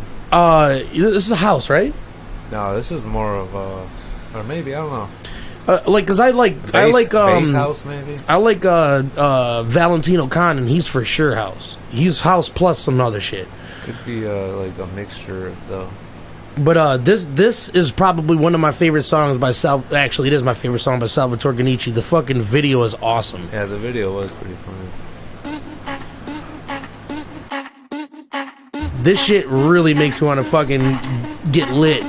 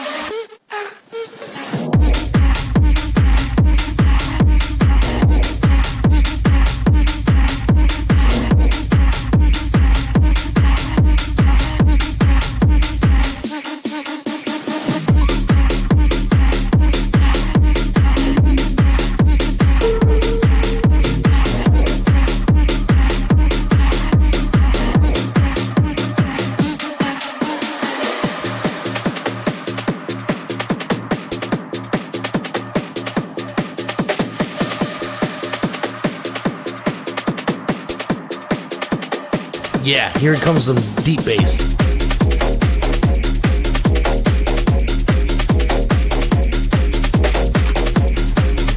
Yeah. Bass house. Hold up, we got some stuff going on in the comments. What do you say?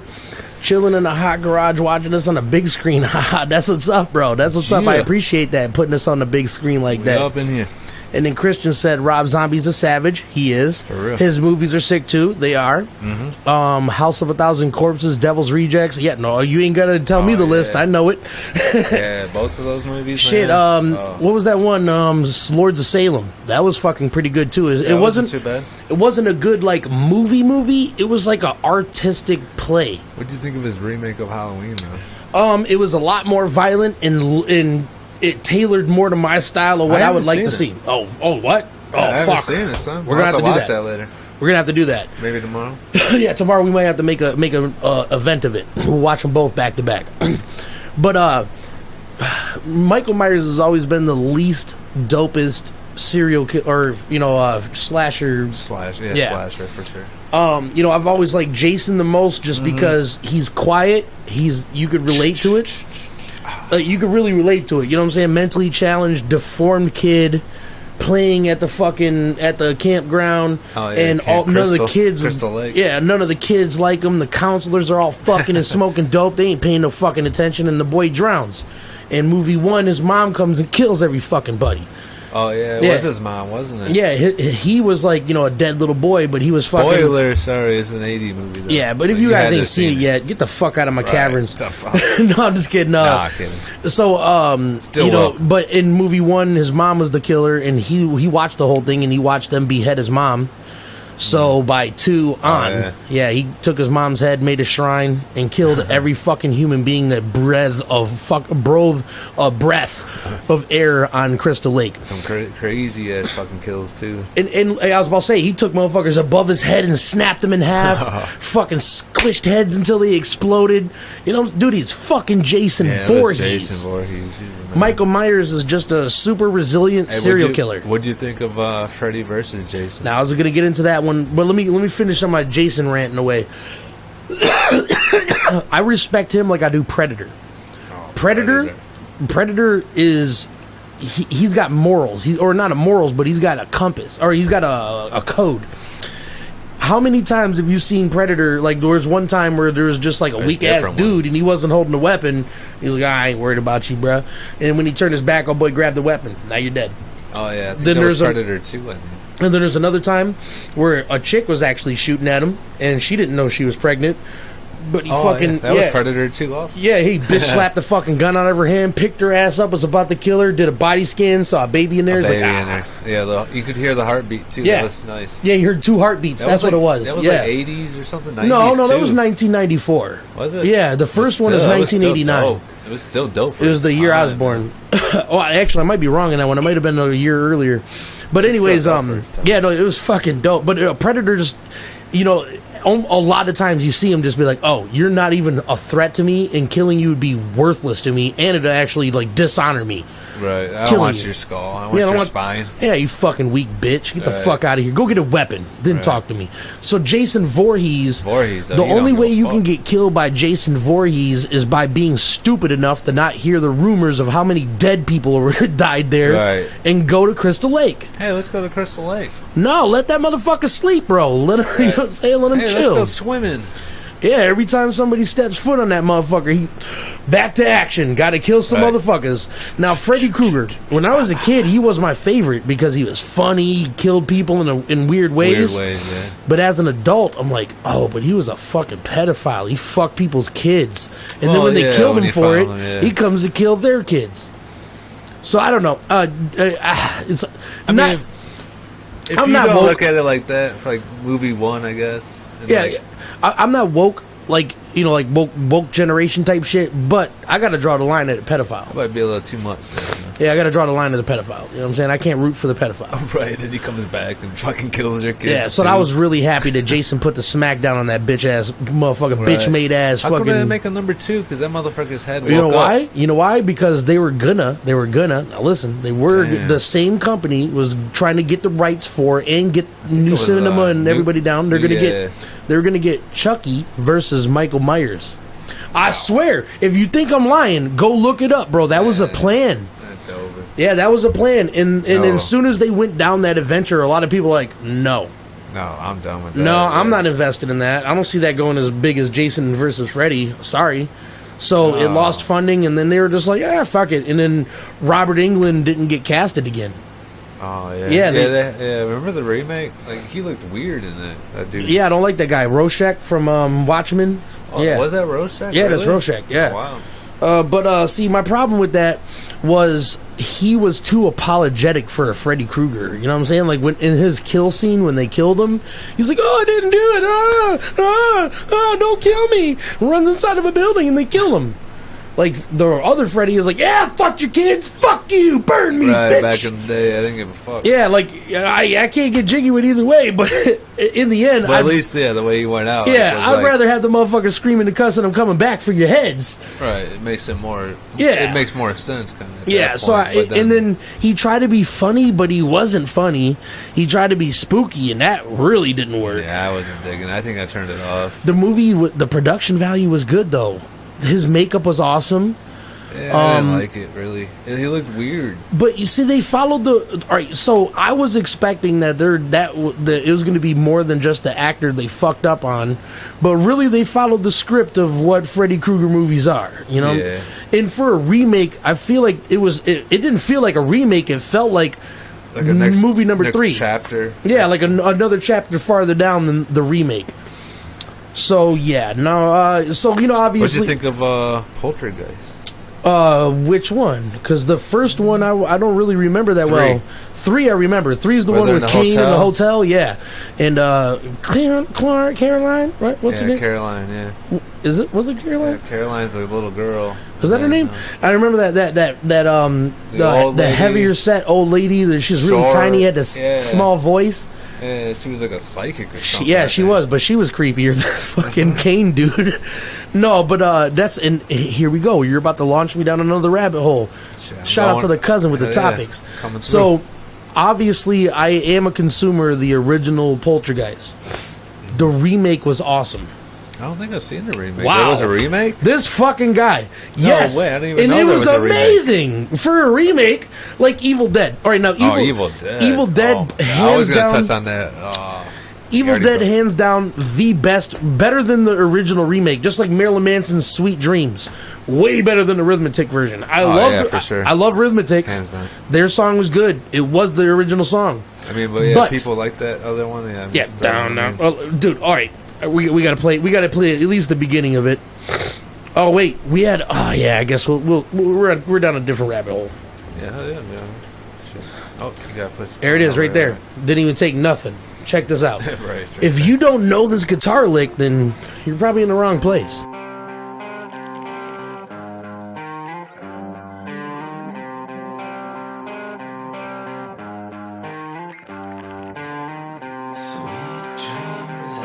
Made out of these, well, to disagree. Travel the world and the 7 seas. Everybody looking for something. Some of them want to use you. Some of them want to use by you. Woo. To abuse you. Some of them want to be abused.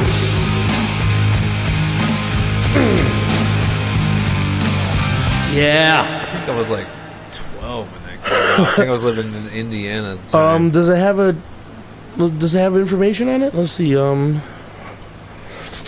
Show credits. Doesn't say the year. Let's find out what year that it was made, because it was Marilyn Manson was one of the first bands that I It was discovered like on my own that I like. 96 or 97, I want to say.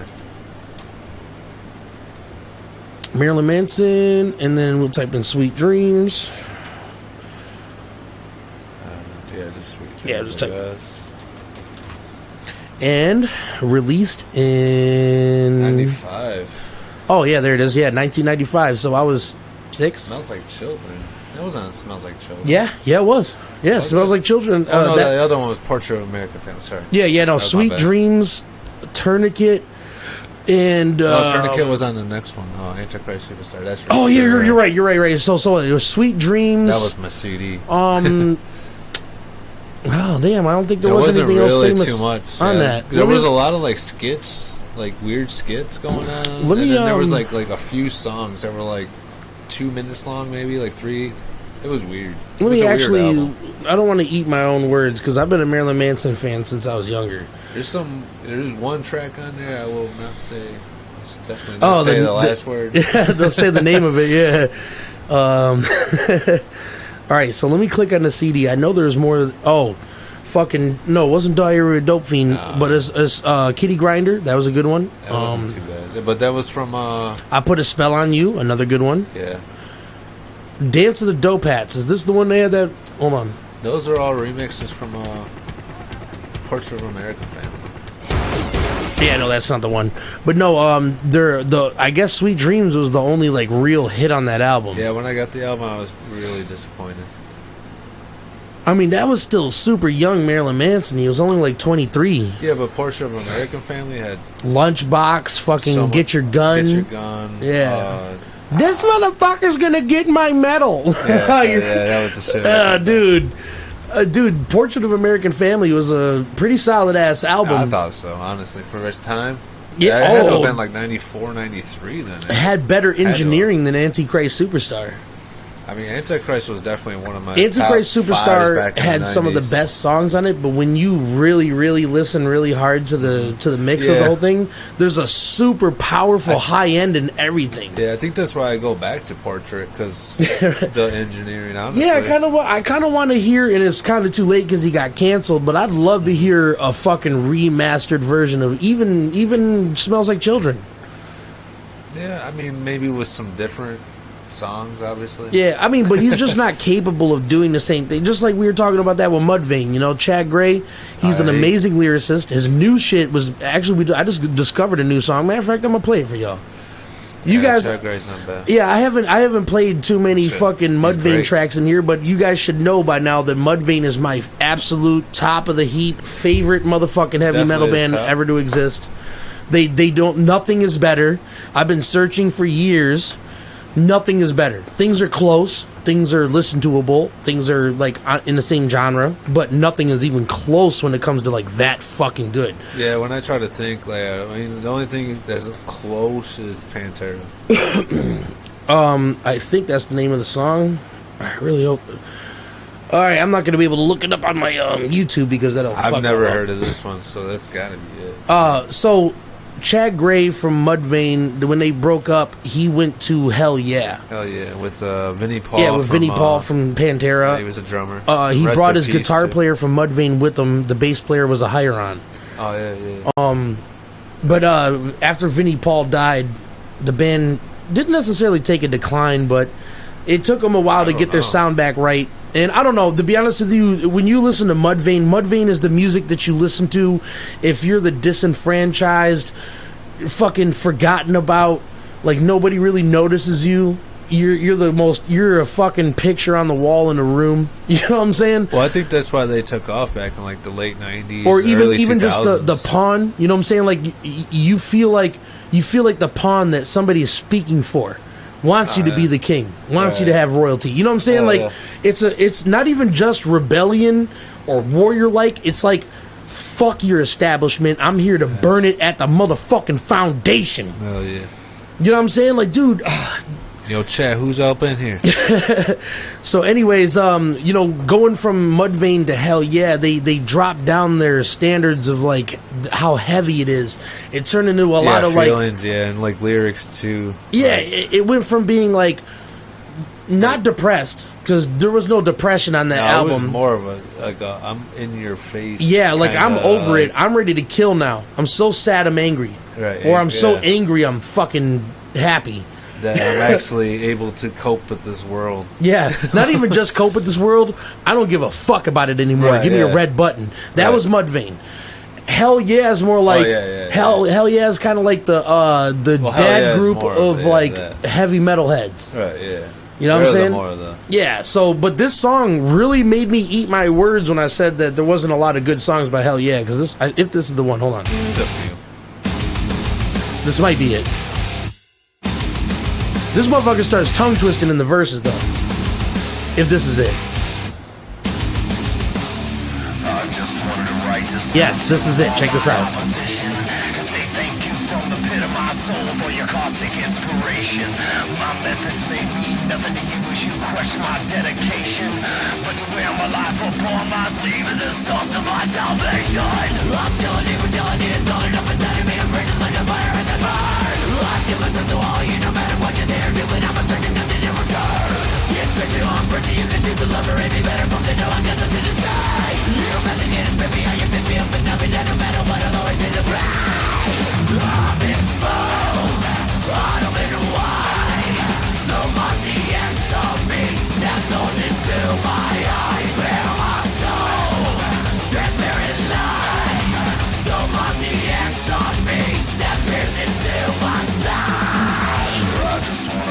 Yeah, so Yeah, no, pretty heavy. yeah, that's what I'm saying. That's super heavy for what I'm used to. Because Sound like a little old Mudvayne, a little bit. A little bit, right? But here's another one. So this, when their first album came out, this is the only song that I could even remotely listen to on this album because it was like hillbilly heavy metal. But this is really good. Yeah, I don't know if I really heard the first one. Yeah, I think this is their first album. I think this is off of Hell Yeah. So check this out, guys. I'm not gonna play the whole thing. Hey, if you're a metalhead, let me see this symbol in the fucking comments.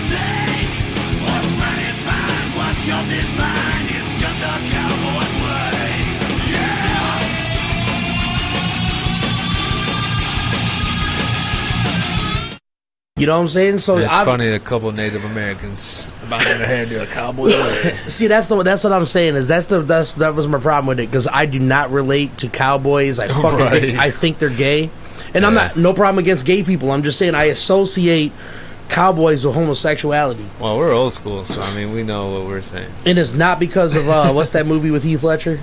Brokeback Mountain. Oh, it's not because of that. I never even seen that. It's because in my early days of like learning things, like you learn what a Spartan was, you learn what a ninja was, you learn what a samurai was, then you learn what a cowboy was. In that time, I saw assless chaps. And I was like, yeah, that's all I can see for the rest of my life. Bro, this ain't the old fucking desert days why you still wearing that stupid ass hat.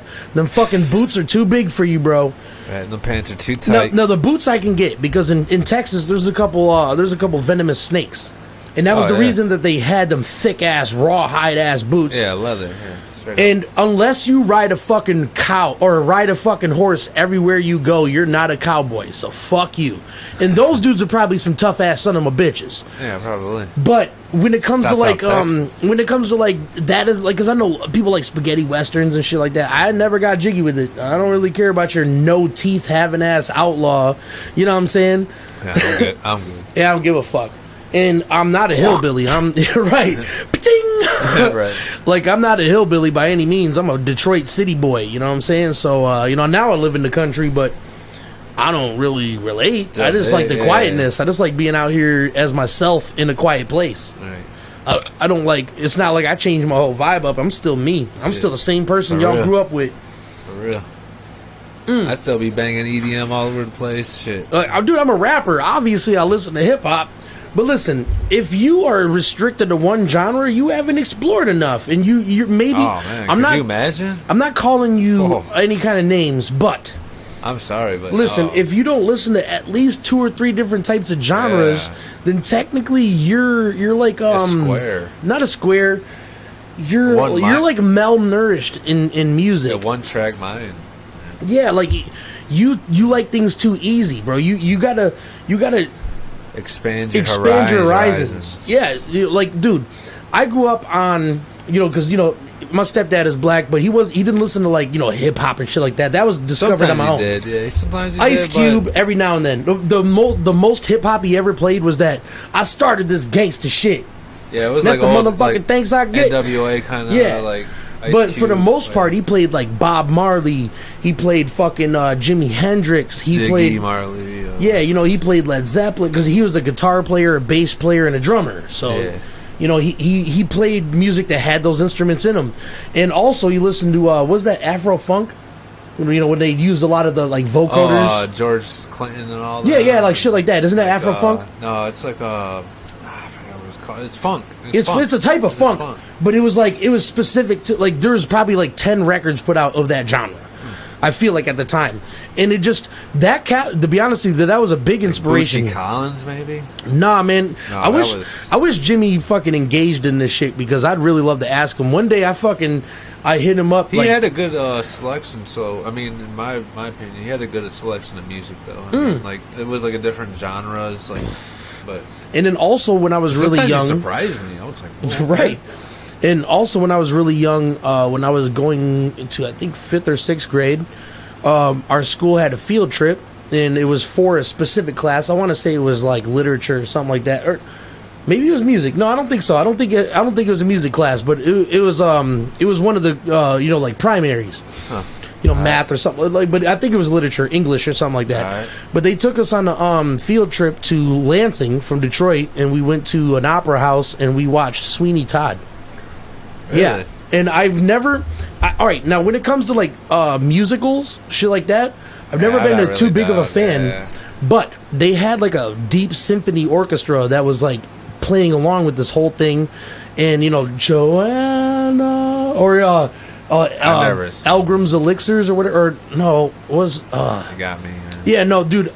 Sweeney Todd was amazing, bro. Sweeney Todd was, and when I was a kid, it was the orchestra though. It was the orchestra that captured me, not the vocals. Yeah. Because to be honest with you, they did something in that play. Well, I'm sure you guys seen Sweeney Todd, the movie with John C. Reilly. No, Johnny Depp. No, John C. Reilly. No, the most famous one is Johnny Depp. Are you sure? Yeah, because he actually took vocal lessons and sang all of his parts himself, and it was really good. All right, let me show you what Johnny Depp sounds like on the ones and twos. Hold up. You heard him on guitar? Yeah, he's really good. He's actually pretty good.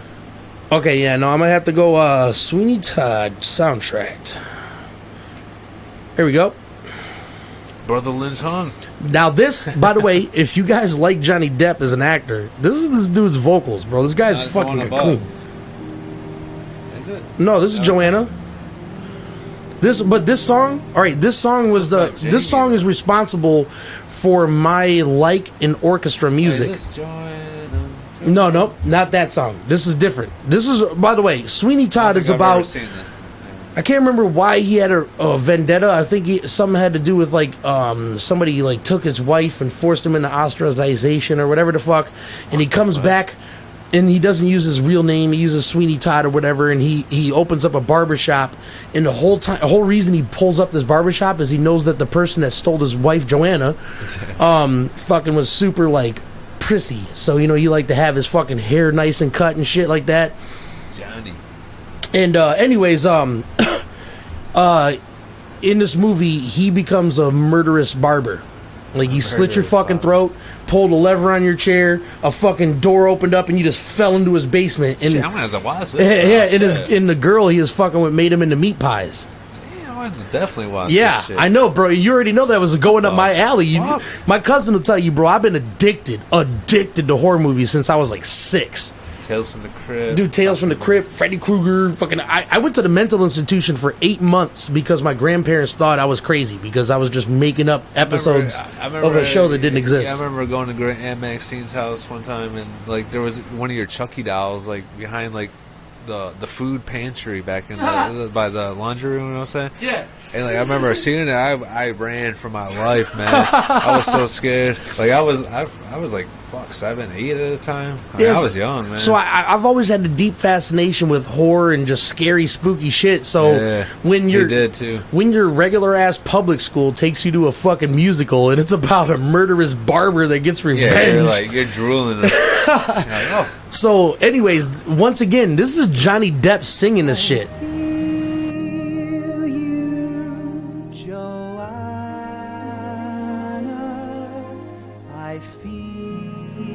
This is a boy that's also in love with Joanna. This is really you'll know Johnny Depp when you hear him. That's not him. That's a boy singing in the streets. Oh, okay. You'll know when you hear him.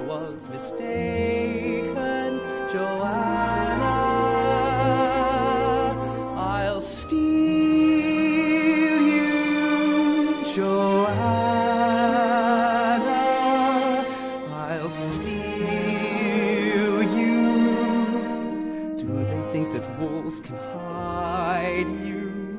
Even now I'm at your window. zone. I am in the dark beside you, very sweetly in your yellow hair.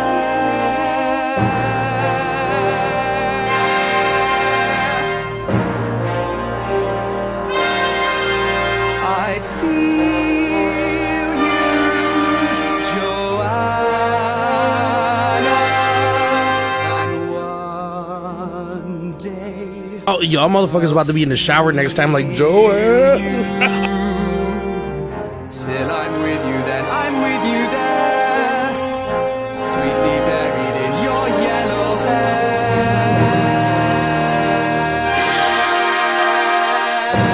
In comes my dude Johnny Depp. Johnny Depp.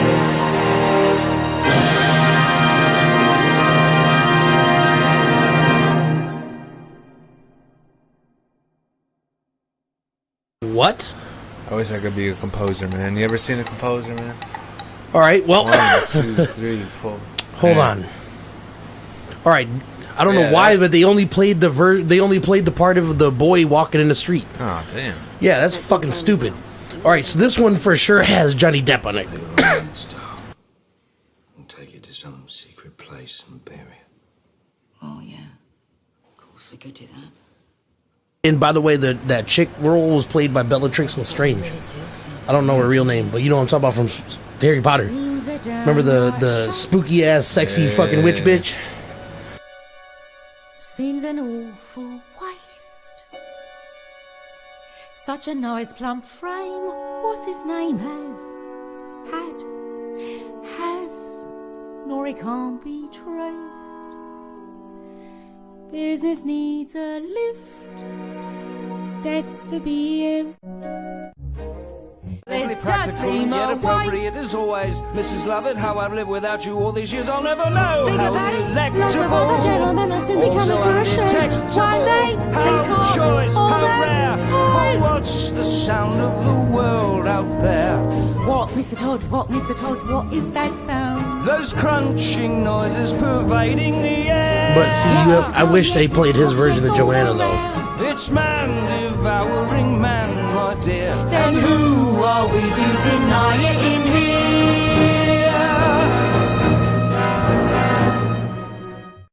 My man's got a voice. Yeah, he does, man. All right. I didn't know that. Please forgive the lag, but I can't not play his version, his part of Joanna. Shout out to Joanna though, because I actually know one.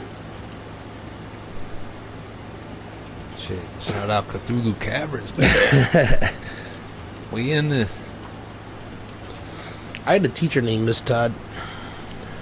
It's Todd. Yeah. All right, here we go. Todd's cool.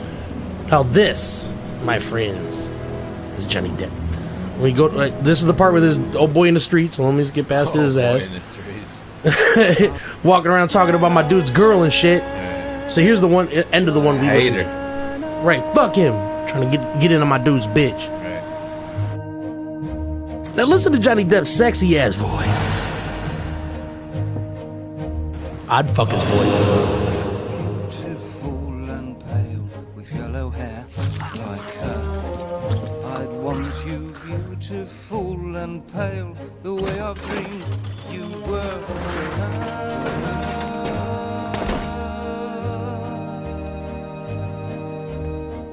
And if you're beautiful, what then with yellow hair like wheat? I think we shall not meet again, my little dove, my sweet Joanna. I'm just saying, man. Wow. You got to go through some extreme lengths to get that good in that amount of time. That's Recommend pretty some great. horror movies. Recommend some horror movies? This guy. You really Recommend. want me to recommend some disgusting, fucked up ass horror movies? All right, I got a couple for you. Wars. All right. And I'm gonna bounce around the timeline a little bit, but Evil Dead remake 2013. For sure. Hereditary, I think I've seen that. Midsummer, Fucking The Grudge, the first one. The 2 and 3 sucked. What, the not the original from China? No, not Ju-on. Ju-on was good, but it was good in Asian terms. Yeah, it was you know what I'm saying? wasn't it? Yeah, they put more, or in Japan, they put more effort into their animes than they do their real movies. Sometimes. Well, it's just harder to, like, I know they do. They have like how we have Universal and Paramount and all these other. They got like 3, Lionsgate, and they're not well funded. Actually B-movies. So when and I've watched documentaries on this. That's the only reason I'm saying this. But like they do their best, but they don't have the money we have to just blow on sets and CGI and promotion. Yeah, they blow like 20 million. But movies. It's relatively cheaper to hire 25 fucking. Just regular horror, it says. Jason, Freddy. Yeah, I mean, but no, like I said, Halloween, Evil Dead. Now, Hereditary is one of those ones that I'm going to recommend that's newer. And if you haven't seen it, you need to. If you have, I apologize for like babbling, but it's one of those ones that the whole time you're watching it, it's uncomfortable as fuck. Oh, you know what?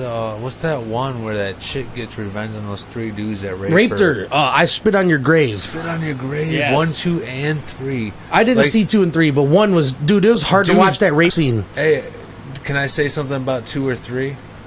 Yeah. Like, there's the chick, obviously, because it carries on. It's out of these chicks.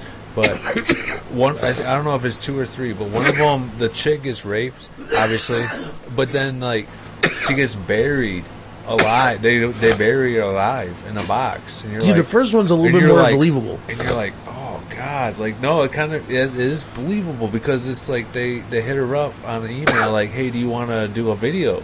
Like they hit her up on like Instagram or some shit, you know, like most of these dudes do. Like, hey, we'll do a video, you know. Hey, come over here, we'll pay it off. And then she goes over there, does the shoot, and then all of a sudden they drug her, and I think they drug her or something like that. But they, you know, anyways, they tie her to a fucking bed and they go down there and rape her whenever they want. No, hell no. We're just gonna do nothing with her, and then they just bury her alive. But luckily, rape is like on the list, on the top of the list. It's like it's murdering a good person. I hate rape. Oh yeah, but dude, when she gets buried alive, like you feel it though. Like, that's what I'm saying about the first one, the remake, because not the old. You don't go watch the 1978 version and think you're gonna 19? get. Yeah, really? 1978. That's the remake? No, the remake is in 2012 or 10. No, I'm saying the remake. I mean the one. The first, I Spit on Your Grave, where she was a writer. That's a remake? She went to the cabin. Yeah, the hillbillies raped her. She's smoking weed. And shit, yeah, and the fucking cop comes in like, oh, I see weed, and he turns out to be one of the rapists. Yeah, one of them too. Yeah. Oh man, I'm sorry, we're spoiler alerting, and spoiler alert. But no, it was just so much more believable. Spoil 2 or 3. And by the way, this is what I was about to say though. But they're watchable, man. Besides the rape scene, it's so intense that it's like. Oh, the end though. But here's what I like about movies like that. That act, the rape, the like, I took a part of you with me type thing. Oh yeah. When she finally gets revenge, that dude, you don't feel bad at all for the motherfucking people she kills. And Billy, the slow one, or whatever. Yeah, and I like how she didn't like directly kill him either. She like set his ass up. Too, when she did it, but it was like you got to do it. But dude, that gangster move with the, because he knew what he was doing. I'm not gonna spoil her too hard, but you remember the phone call he made to the old boy to get him to show up? That was a fucking gangster move, bro. Right. But no, so she was OG.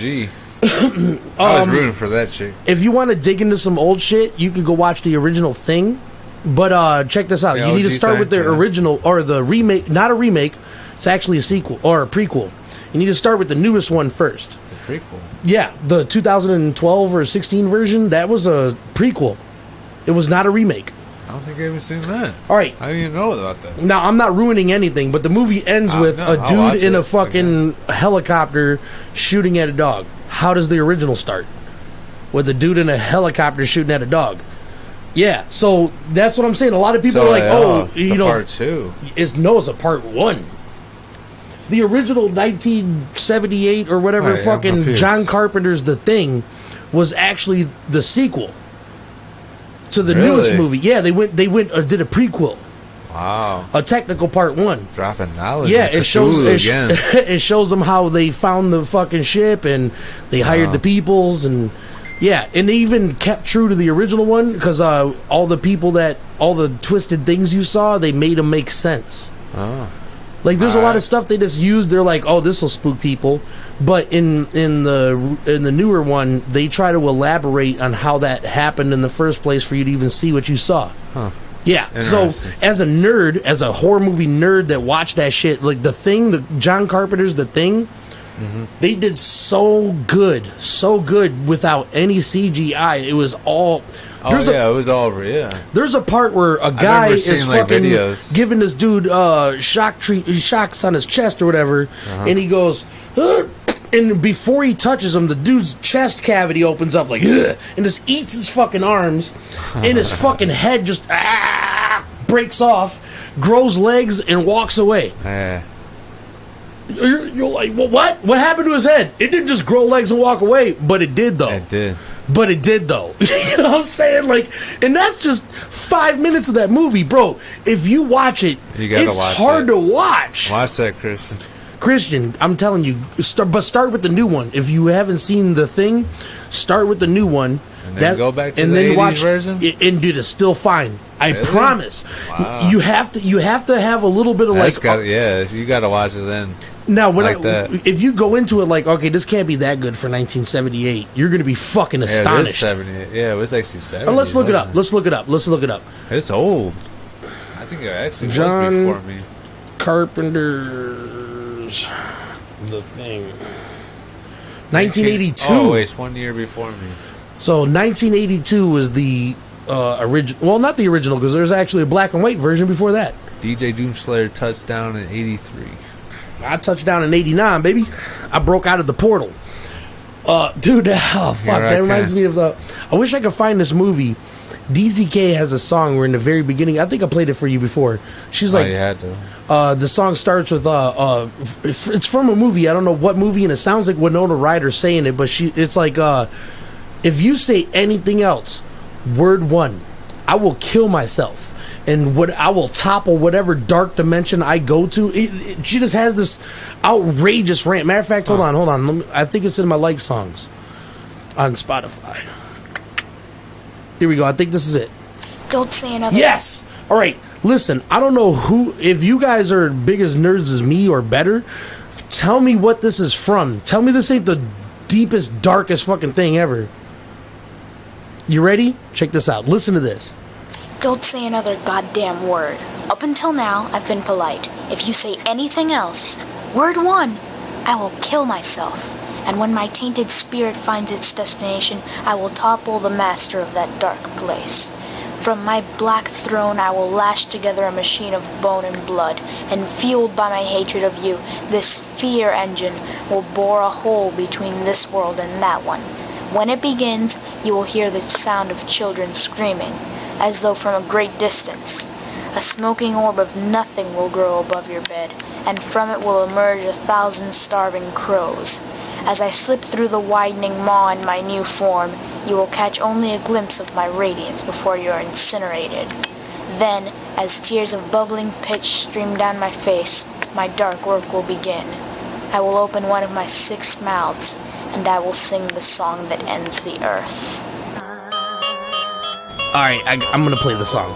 DZK is my second favorite rapper. He fights with Tech 9 all the time on my top list. He's like H.P. Lovecraft with lyrics.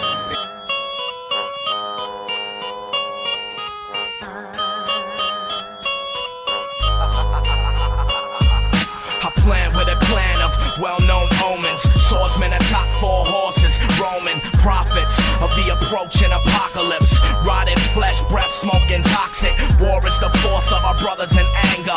Famine represents the hands of Mother Nature. Pestilence relates to man, she hates us. Death is the resting place of our creation. Examine my basic transformation from ape to an ancient. Escape this plane with meditation. Hang in spatial orbit in a dormant station and inform my agents from hijacked satellite waves in rotation. I've had a great revelation, ascension, a brain elevation. Witness the changes. I will return to the earth and claim it. Where light's absent, I descend barefoot through the stratosphere after several years passing. Trapped in a black magnetic field of the mesosphere with night nitrogen gases. Ears have been gathered, my speech thunders. Near you, streets rumble beneath the masses. Hundreds of thousands bow as the sun drowns out. See, I breathe foul clouds as I scream out loudly. Mountains shower around you, vanishing. Speaking is the powerful mouth of a champion. Vocal spoken, broke trees in the canopy. Leave the ground breach, seething land steams. Hot spring geysers arise where I touch. Watch me glide through the sky as I lunge. Swoop through challengers, talons extended.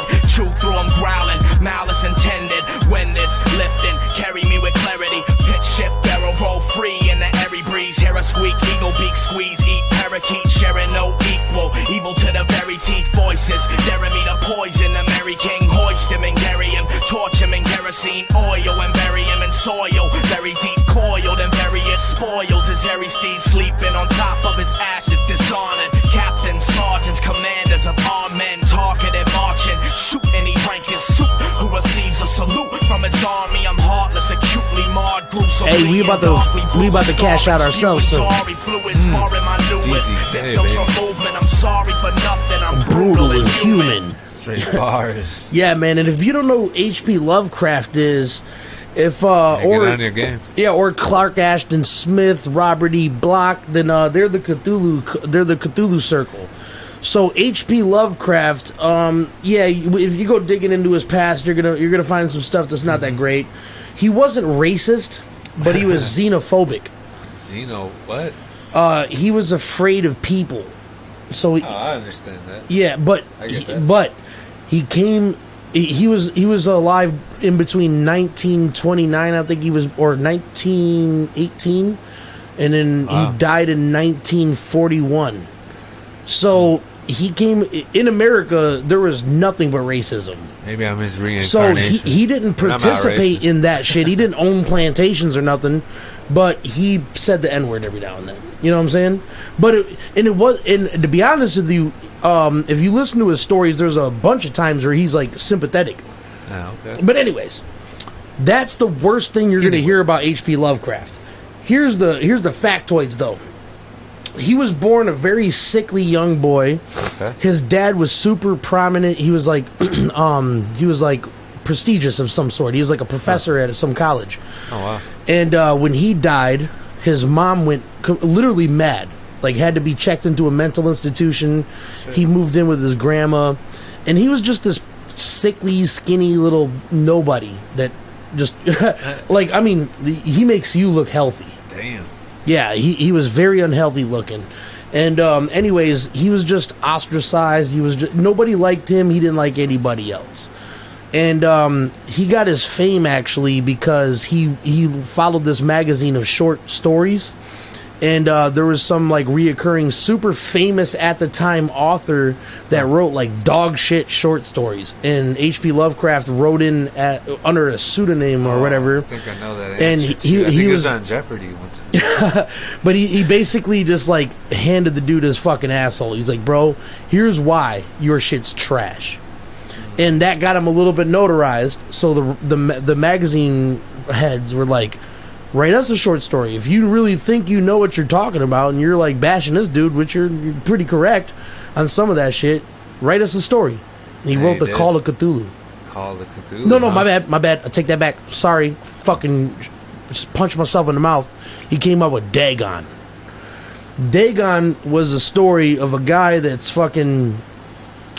he was on a ship, like a imperial ship, or like some his warring times. There was pirates on the sea and all that shit. But anyways, Imperials. And his ship basically got fucking like fucked up, and he escaped on a vessel on like a lifeboat.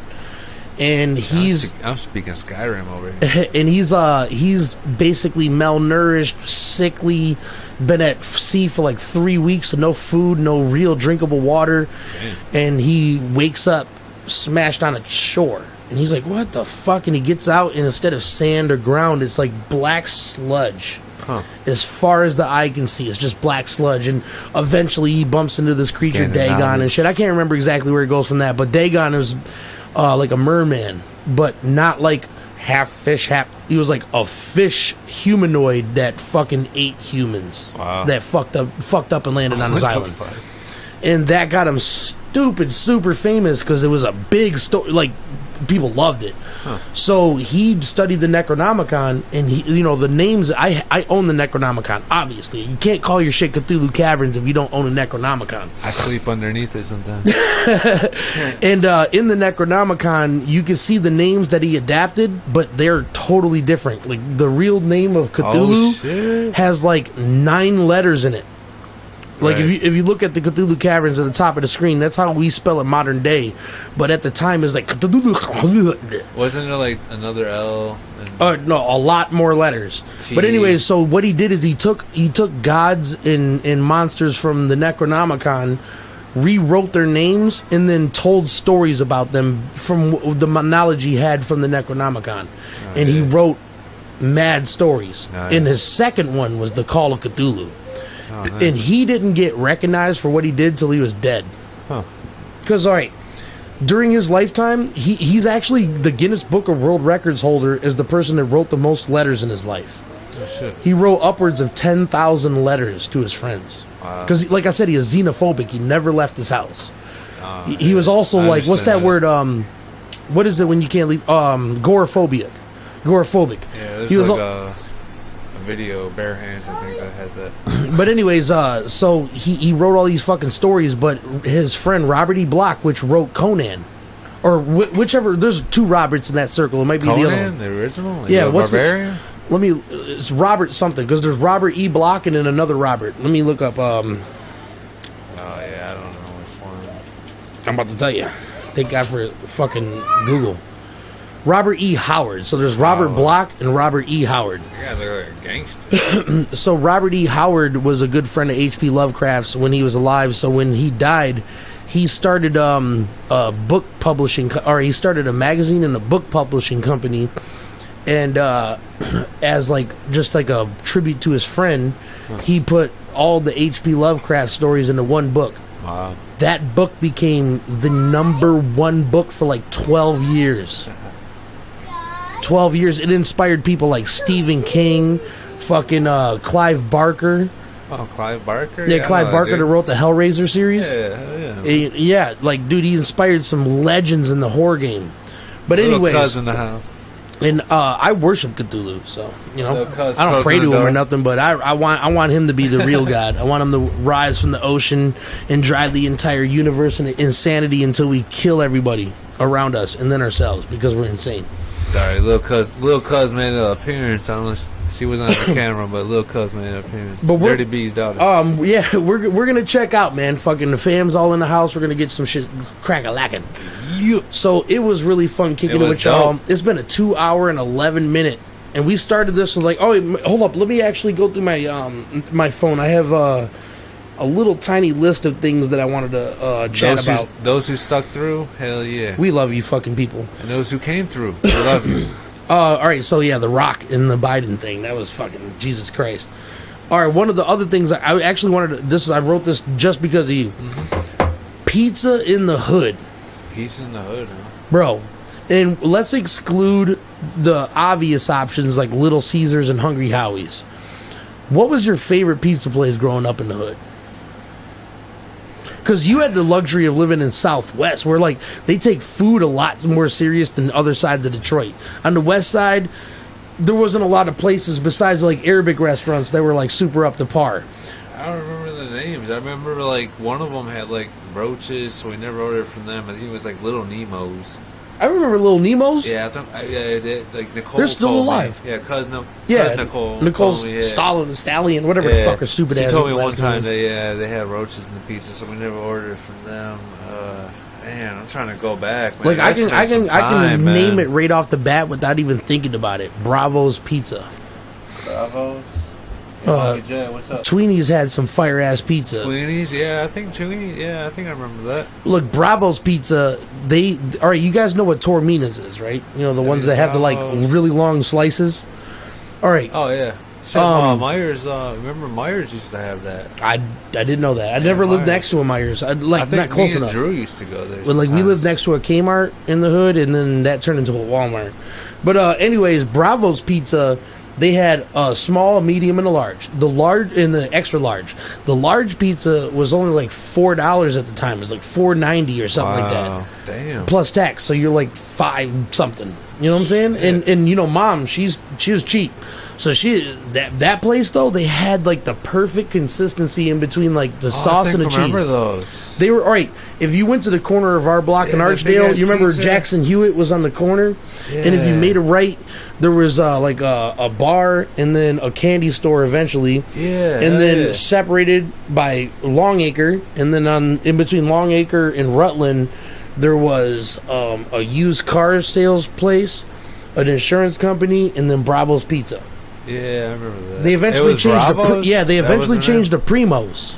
Okay, now that. Yeah. There we go. Yeah, new owners bought it and called it Primo's, but they were dog shit. I remember that pizza used to cover the whole fucking table. And that's that was Bravo's though. So that's what I was about to get at. So the large pizza was a decent large pizza, you know, like 24 by 24 or whatever. Yeah, it was dope. But they had an extra large, which was like, when you're looking at the price, you're like, okay, $4.90, and then you look at the extra large, you're like $10. Like, that's a lot. What? But anyways, no, that pizza, each slice was like that thick at the end into a triangle. Yeah, you know it what was I'm what? You, me, Bill, your mom, Jacob, and JJ. JJ for a while when he came over. Yep. And then I remember Jimmy had them one people come over. He said it was his Juan. son. No, not Juan. Yeah, big, huge, muscular dude. No, it was another dude and his wife, and there was like 2 other kids, I want to say. Oh, no, that wasn't... Ha! I know who you're remembering. No, you know who that was? Who was that? Boss. The famous female Detroit rapper and her husband and 2 kids. No way. Yes, that was Boss. House? Yeah, dude, that's who sold him Top Dog Entertainment. Wow. You know how Jimmy... Top Dog, yeah. Jimmy's record label, yeah. Fucking Boss, the famous Detroit rapper, was homeless at the time, and we let her live with us. I did not know that. Yeah. Wow. I didn't know how significant she was to the scene until I was watching like a documentary about like forgotten artists, and almost Boss popped up 20 years later, and I find out Boss was living with me. Dog, literally, your room, when you moved out of that room, she got that room, and then you came back and you were like, just, you know, wherever the fuck, you know, on the couch or whatever the hell. Because, you know, wherever I passed out. Yeah, you know, whatever. Yeah, the people that took your old room and then my eventual room was fucking they had like Boss. Two kids, right? 2 kids, like 2 boys. Henry and Lucas, I think, or Henry and what was his name? Lloyd or something. I don't remember the husband's name because he was really quiet. Jimmy kept saying it was his cousin or something, or it might have been son, or it might have been, to be honest with you. But no, just like Juan was Juan wasn't his son. It was his, like, he had relations with his mom, and his mom passed, and he thought of him as a son. Oh, okay. But Juan was cool as fuck. He gave me my first Jabot shirt. Me and Juan went up to pool hall right down the street about Southfield and Ford Road, I want to say. Like, dude, he was like a black Brock Lesnar, bro. He was a beast. Bro, the top of his arm was the size of my head. Yeah, like, that's why I was like, hell yeah, I'll go with you, bro. Quads or whatever these are? Yeah, hell yeah, I'll go with you, because I know I'm safe, nigga. Right, you can grab a motherfucker exactly. and snatch him in half. Right. So we shot pool, fucking nice and quiet. Motherfuckers was looking at us, but... 3 Nicks. That's where y'all shot pool at. I think so. Yep. I remember that bar. I shot a video there. I drank plenty of beers there. And then we had that place at the very corner. I can't remember what it was called. But I remember that old dude Tom. He took me there a couple times. Yeah, I remember Tom. I think I met him there, actually. You talk about Tom the Hunter? With the beard. Yeah, big white beard. We call him Uncle Tom. Yeah, Uncle Tom, yeah. Yeah, he had a squirrel for a fucking we went antenna. We went down to South Haven or some shit and did some work with him or some New shit. Haven? Remember that?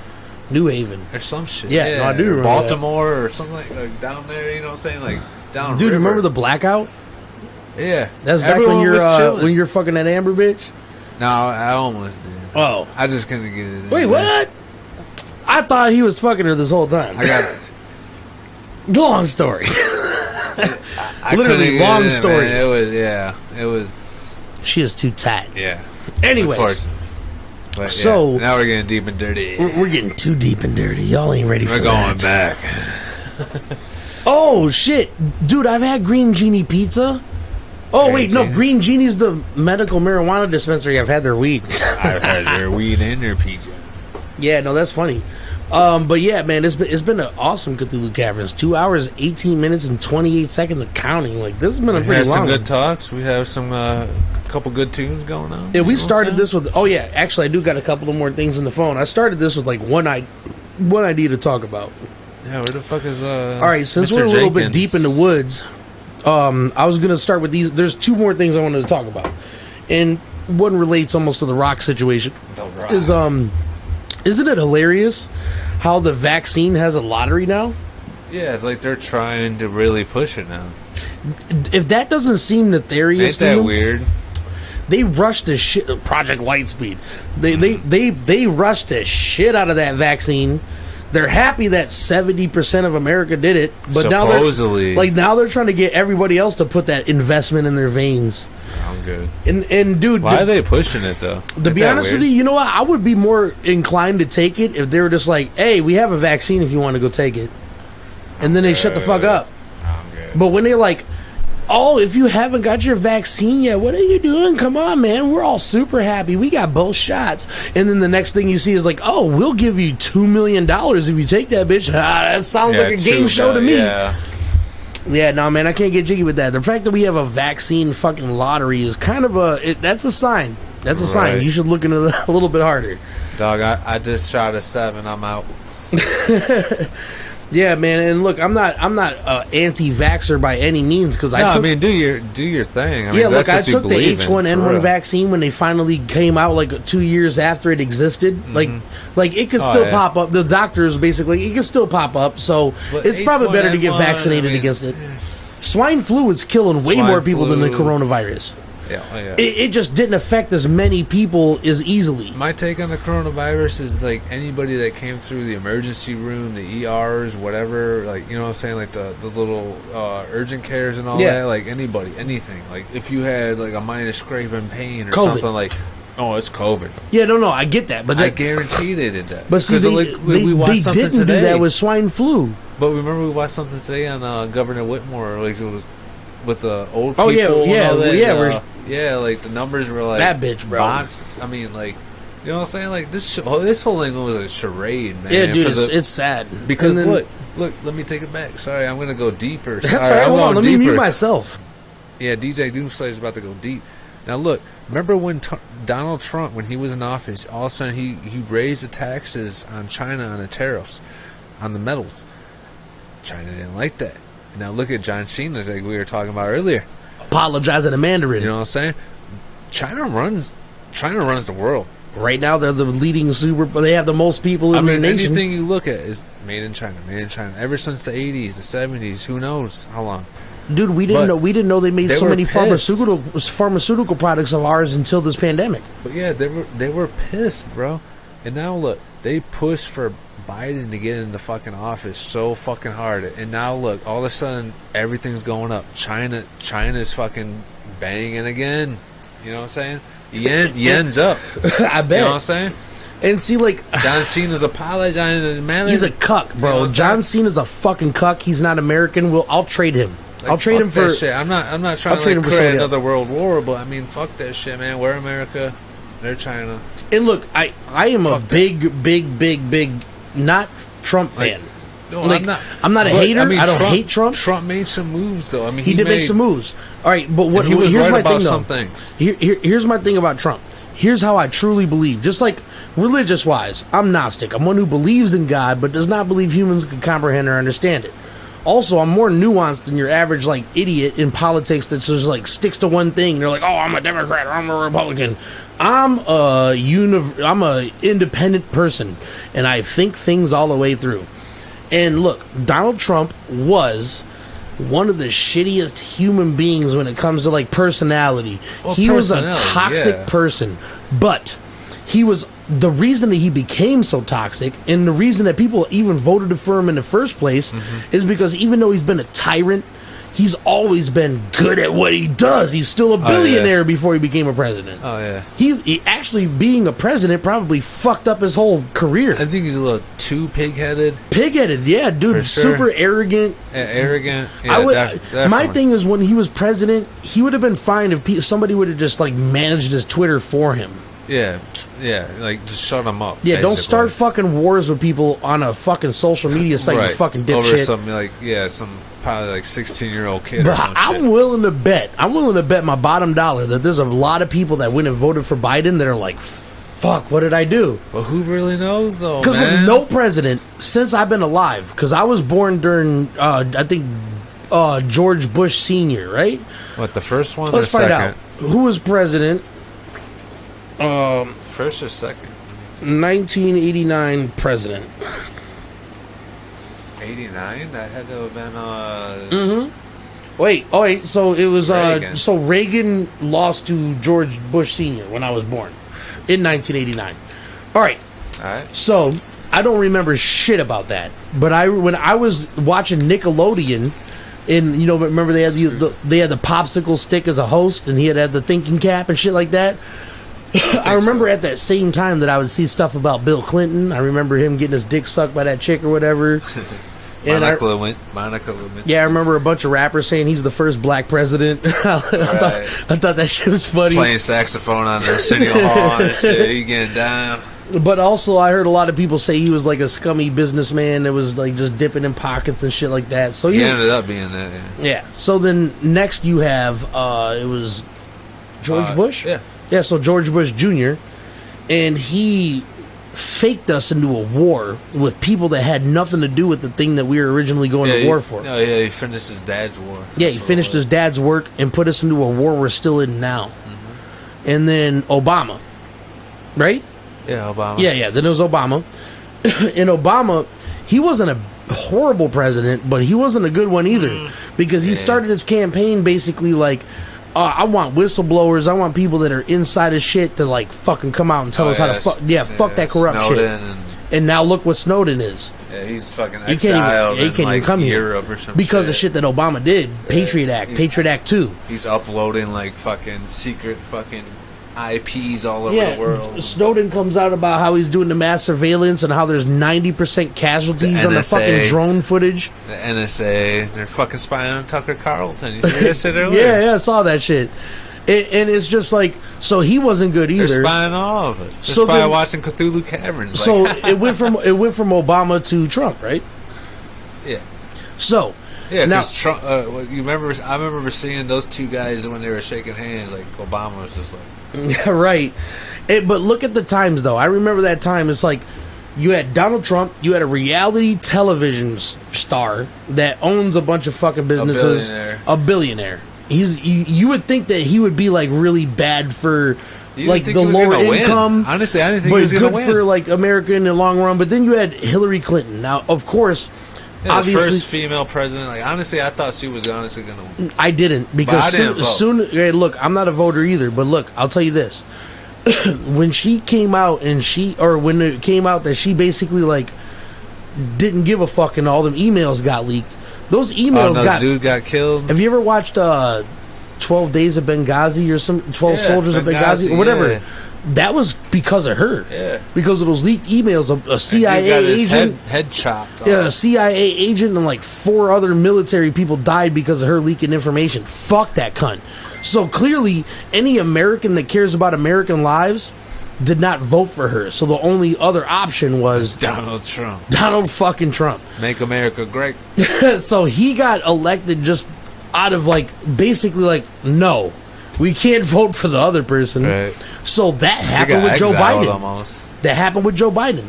So Trump, during his presidency, is the same person he was when he was the fucking television reality show. He is a douchebag. The person y'all knew that before you voted him in, and now you have the nerve to complain about it. But during that time, he was a true sack of shit on social terms. But there's like 9 besides with other foreign countries. I was about to say, but there's like 9 or 10 presidential acts he did that like translated to pretty good for America. Yeah, I mean, we were on good terms with Russia. Fucking right, and he was the first president to like walk into and talk to North Korea.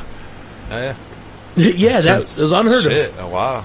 So anyways, I'm not standing up for Trump at all because like I said, orange skinned fucking flaily haired douchebag. No, but I mean, but some of his now that things we're were here, when we have a president that can't even speak a fucking couple sentences, Yeah, remember I was laughing my ass off earlier when he was like, he stumbled on those one words. and he just gives up. He's like, I don't even want to try to remember. You know what? Never mind, man. But then all of a sudden, like the next video, all of a sudden he was like, diabolical, theoretical. Yeah, like, right. Like, what the fuck? But you can tell when he's reading a teleprompter. Yeah, but like, the you other ain't words, black like if you don't small vote for me. Small words, like all of a sudden he's like, Yeah, the guy's a fuck. He can't string together Just a fucking like- sentence. And then Kamala Harris made Joe Rogan cry. Fuck that bitch to the death. I don't even want to talk about. Look, that, I though. delete people off of Facebook that say anything bad about Joe Rogan. Because Joe Rogan, to be honest with you, Joe Rogan? Yeah, I'm not a dick. I'll- I'm not trying to dick I'll ride, fuck with but him. I've changed my life in such a good way since I've been listening to his podcast and just listening to him preach positivity. Like, Well, don't be I- married to your ideas. Try to stay open. Be healthy. Take care of yourself. If you don't care about yourself, you can't care about the next man. You know what I'm saying? And just being nuanced. Just not being married to an opinion and letting it ground me to a position where I can't have a conversation. I learned a lot of things listening to Joe Rogan. Yeah, Joe Rogan is the truth, man. So when I hear a person that just skims over the things they say about him in the media or whatever, and they make an assumption make an assessment, you know what I'm saying? It's like, fuck you. Now I have to when I see somebody think like about really talk shit about Joe Rogan, I want to physically harm them. That's weird. And Joe Rogan all the time, on his show all the time, he says, don't listen to what I say. Don't take it as like the news, bro. I'm a fucking idiot. I don't know what I'm talking about half of the time, and I'm just talking shit. But I'm he's talking just shit with speaking- people that do know what they talking about. That's what the party leaves out. Truth, though, man. That's the part he likes to leave out. He doesn't like he's a humble ass motherfucker, bro. And also the only celebrity I've ever seen say a thing and then make a public on his fucking Twitter, on his Instagram, everything, making a public apology like, hey, I had this one fact wrong. I looked at an article. I didn't look into it. I didn't know that. Yeah, and he's like, it turns out this is what really happened. I apologize for what I said on my show. Right. I'm like, dog, what? Who the fuck does that? Right. John Cena. Dude, fuck that cuck, bro. John Cena. I'm gonna tag him. At hold up. At John Cena. And John Cena. Here we go. Can we get a middle finger in Fuck there? you stupid cuck. You made America look terrible. Fuck you, John Cena. Can you see me? Can you see me? Can you see this dick? I was getting off. Fuck you, bro. Damn. What a fucking cuck. Now, The Rock is just an idiot. You know what I'm saying? Yeah, we going back. Yeah, fuck these guys. you endorse people that you're questioning now. Yeah, Well, Dwayne, fuck you. if you did it, like, dude, and you know what? I feel so bad for Joe Biden, to be honest with you, because I feel bad for sure. Not even He's just a puppet. not even just the elder abuse. Not even just the elder abuse. Yeah. Not even like ignore that part. Here's the part where I feel bad about Joe Biden. His whole political career, his whole life, basically, his whole adult life has been based around trying to be the president of the United States. Right, And he's failed horribly every time. And then finally, he becomes the president of America. And he's too old. And he's too far gone to be the president Right. and do the job he wanted to do his whole life. He gives up almost every sentence. He kind of gives up. Like, imagine being wanting to be a rapper like me, right? I've always wanted to be a rapper. Say you wanted to be a rapper, and then one finally day make you it. fall off your bike and you bump your head and you get such a bad speech impediment you can't even talk anymore. Yeah, you can't spit bars. You're just like, But they're in you your get head. signed as a fucking famous rapper. You're like, autonomy. Yeah, I just Autonomy. You're like, you're what? like, fuck. Can I get some lyrics? What In the your fuck head, are you you're like, fuck. I Like, know. in your head, you're like, yeah, I know what I want to do. And then but when you add on the elder abuse, when you add, it makes it even sadder. Like I when don't they're- know if but Joe Biden's really there like that, though. I don't know, man. If I was Joe Biden, I'm not condoning it, but I would probably be depressed enough to kill myself. You know Could what I'm you saying? imagine how these other countries are looking at us, though? That's the worst part of it. Is like yeah, you Our got your leader. dream. Are you happy Our now? leader. But our leader, the person that fucking like talks for us, Yeah. is laughed at. They eat Yeah, popcorn while they watch his shit. I was gonna say something here, but It's just it's sad, man. It's super sad. You know what I'm saying? Because that like was my Biden impersonation, by the way. Yeah. All right, I'm Team America. I want anybody that is president to do good. I want him to fucking make us good. I want us to be fucking prosperous. So I'm saying, vote Tucker. 2024, baby. And he's not talking about Tucker Carlson. He's talking about him. That's his last name. Vote me. But by the way, if you guys didn't know about that, now look, I don't follow news organizations, but Tucker Carlson is funny as fuck sometimes. I'm telling you, baby. He's a weird hair comb douchebag looking dude. He probably deserves a punch in the face. But first Native American. Every now and then, when he questions the establishment in the right way, I'm like, that motherfucker's speaking facts. But anyways, but that's what I was talking about. Remember, I told you the other day we were talking about news things. I was telling you, Fox News is more Republican because they're more Donald Trump, obviously. Yeah, they were Trump supporter, and they're the only ones though. That like question CNN, the all rest of them, they're like, oh, CNN, he didn't fall up those stairs. MSNBC, NBC, they're all Democrats. They don't talk about anything negative about Joe Biden. And when he stumbles, you can't even call yourself part of your own party. They don't talk anything about it. Like, I'm politically homeless, but when it comes to, like, if you call yourself a Democrat and you can't admit to yourself that this person is making your party look bad, your faults, basically. Yeah, you're a flat earther almost. Yeah. You deny all the evidence that's sitting in front of you. Anybody, like you, me, like we if I can't deny, accept my faults and accept them, and if I can't talk about them, if I feel comfortable. We all enough, got demons and we all got flaws and shit. And if you can't understand that you have those and figure out a way out of that, it's the same fucking thing. You're in a cycle. You're in a bad cycle. Same fucking thing. CNN, MSNBC, all of them, man. And look, like I said, I'm politically homeless. I have no camp. But here's what I've noticed. I've noticed that Democrat people kind of they're like, we're about freedom. We're about people being together and equality. Well, before the vote. But they're also the same people that if you have a different opinion than them, then they pay all the companies to shut you the fuck up. They're almost communists. They're almost communists or socialists almost. You know what I'm saying? They like the inclusion of fucking our word is the law. Transgender women in the Women Olympics. Like, no, stop. What are you fucking doing, bro? That dude was a fucking man for 30 years out of 35. I mean, I agree now with he's a woman? And he gets to smack that fucking dude. There's fucking women. All right, here's a statistic. This is a real statistic. Look this up if you think I'm lying. Sorry, there's 2 viewers that left. But listen. So your average high school boy can beat the track record, like running track, of the most Olympic epic female. I'd be pissed if I was a female. That's what I'm saying. So weightlifting, men have, when you have testosterone coursing through your veins from when you're born to when you're not a man anymore, you have a thicker bone density. You have an explosive drive that women usually don't have. I mean, could you imagine Usain Bolt fucking all of a sudden it's like, I'm a woman, and just smacking that ass. And then all of a sudden it's sickening. The world record fucking. And look, I have no problem with trans people. To be honest with you, Conor McGregor's like, oh, I'm a female, and all of a sudden he's being Chris Cyborg's ass, just senselessly. Right. And so, see, my thing is though, I don't mind the inclusion part, but it's just sports. Hey, we have to draw the line of sports. There's got to be a line. Because you can't get a female either. I mean, I'm not trying to diss on females either, but they have their sports too. But you can't get a female in NFL. Could you imagine a female in NFL? Right, getting hit by a 285-pound man charging at them at full strength. I don't give a fuck if you're Chris Cyborg. Chris Cyborg is a manly-looking woman. She'll fuck me up. She'll walk in this house right now and fuck us up with the flu. Yeah. I wouldn't even stand a That chance. bitch could be under the weather, and we'll all be dead by physical contact by the time she leaves.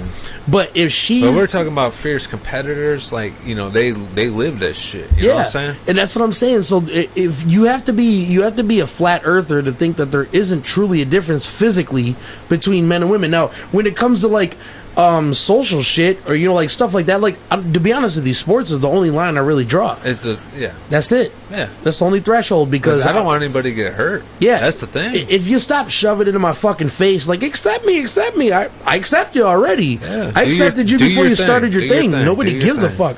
But when it's shoved in my fucking face, I feel like it's propaganda. You know what I'm saying? When they're like, a oh, little bit. Loki's fucking yeah. Like, I don't even give a fuck.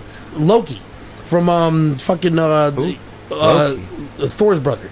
Oh, he's like, Loki. oh yeah, I'm bisexual. Like, why are you putting it out there? why do you? All right, like I said, I don't really care. Yeah, why? But the fact that you have to spend 3 minutes to explain your pronouns makes it toxic to me. I don't put my sexuality out Now there. You know let's give you a real fucking like. All right, if you like, guys, hey man, I like to fuck bitches. You know what I'm if saying? you guys want to see what I'm talking about, let me give you a perfect example of how the woke culture is fucking us up. Now this is because the new movie is so dog shit that it costs less money to rent it than it does the original movie that they remade. Check this out. You want to see the difference that the world has made? Yeah. Go back to 19 whatever the fuck and watch The Craft. The original Craft? The original Craft by Wes I know where you're Craven. going now. All right. Now that is empowering the women in a way. This movie is about 4 women that practice witchcraft. They got together. They did some pretty cool spells. Like Naomi Campbell was in there. But look, they excelled to a new level of witchcraft. Like they could levitate and make people see what they want and set people on fire. They had this whole thing, and then She was Sydney in us. And the water boy girl was like one of the main characters in there. Oh yeah, she was too. Vicky Valentine. Yeah, Vicky Valentine. Vicky Valentine told me I heard boobies in there. But anyways, the movie was like, it was intense, it was scary, it had plot twist. It was like a really good movie. But then I literally dare you to watch the new Craft. Oh, I know, we did. It takes 10 minutes before you're like, what the fuck is this hunk of shit I'm watching? Like did we make a half hour? I think we made a half hour. Look, one of the first that was one we watched. Hey, look, one of the first, you did watch it with me. One of the first things that they do is there's a jerked ass dude.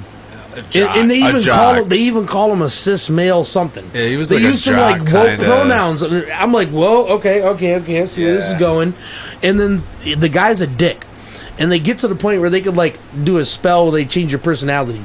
And they turn him into a male feminist weird fucking piece of shit. Like everything that comes out of his mouth is like, oh, I don't know. When you watch it, it's toxic. You're like, what the fuck is this? He's their best friend all of a sudden. The moment I shut the movie off, when I was like, I can't do this anymore, is when the only black witch is like, I wish I had more black friends. Oh, jeez. I'm fucking done, bro. Yeah, I think that was when we turned it off. That's exactly when we turned it off. I turned my Xbox remote on, shut off console. Yeah, we turned the whole thing off. The whole thing off. And I just we came back bed. to the Caverns. No, Right. we came to the Caverns. We came to the Caverns. But look, man, dude, why? That all you had to do was do your same thing besides the dialogue and all the weird shit. Just like, how about it was a good movie. How about the douchebag dude? You just do something to him, and kill him he changes his ways, or kill him, fuck him. or kill him, whatever the fuck. The woke ass nonsense just completely watered down and ruined that fucking I'm your movie. best friend, and I'm gonna do whatever you guys Hey, look, want. you could be the most liberal and progressive person you want to be, but I literally if you have $10, you can do this. Go watch the original Wes Craven's The Craft, and then watch the new one. The next time you come to Cthulhu Caverns, you're going to be like, why did you make me do that? No, that hurt my soul. I lost faith in the movie industry. Yeah, don't watch the new one. It's, no, literally, please do. I want you to see what I'm talking about. It's so bad. It's horrible. Oh, yeah? Is John Cena here? John Cena's here. You can't see me. You can't. Got him. How about you go suck a Mandarin dick, you fucking piece of shit? You fucking un-American fuck. What was that one? He was like, I'm very, very, very sorry. Yeah, I'm sorry. They're not a real country. They're not even real people. Right. Oh, you did not say the words, bro. I would punch John Cena. I don't give a fuck how big he is. I will punch him right in his fucking mouth and not stop until he couldn't talk. The people we were watching made sense too, when they were talking about how he's glorified over there, but if he said that and they basically give him a thumbs down, they pull the funds, and he's making that much more money over there, bro. I mean, they have quadruple as many people in their country than we do. Oh, how much is the yen to the dollar? We have 400 million people in America, and they have like a billion plus. It don't matter about people. How much is the yen to a dollar? I don't know, but when you have that's many more, it comes down to. Just think about this. Think about how many millions are in a billion. You get the 999,999,000 plus one. We only have 4 million people in America. Look it up real quick. How much is a yen to a dollar? And yen is Y-E-N.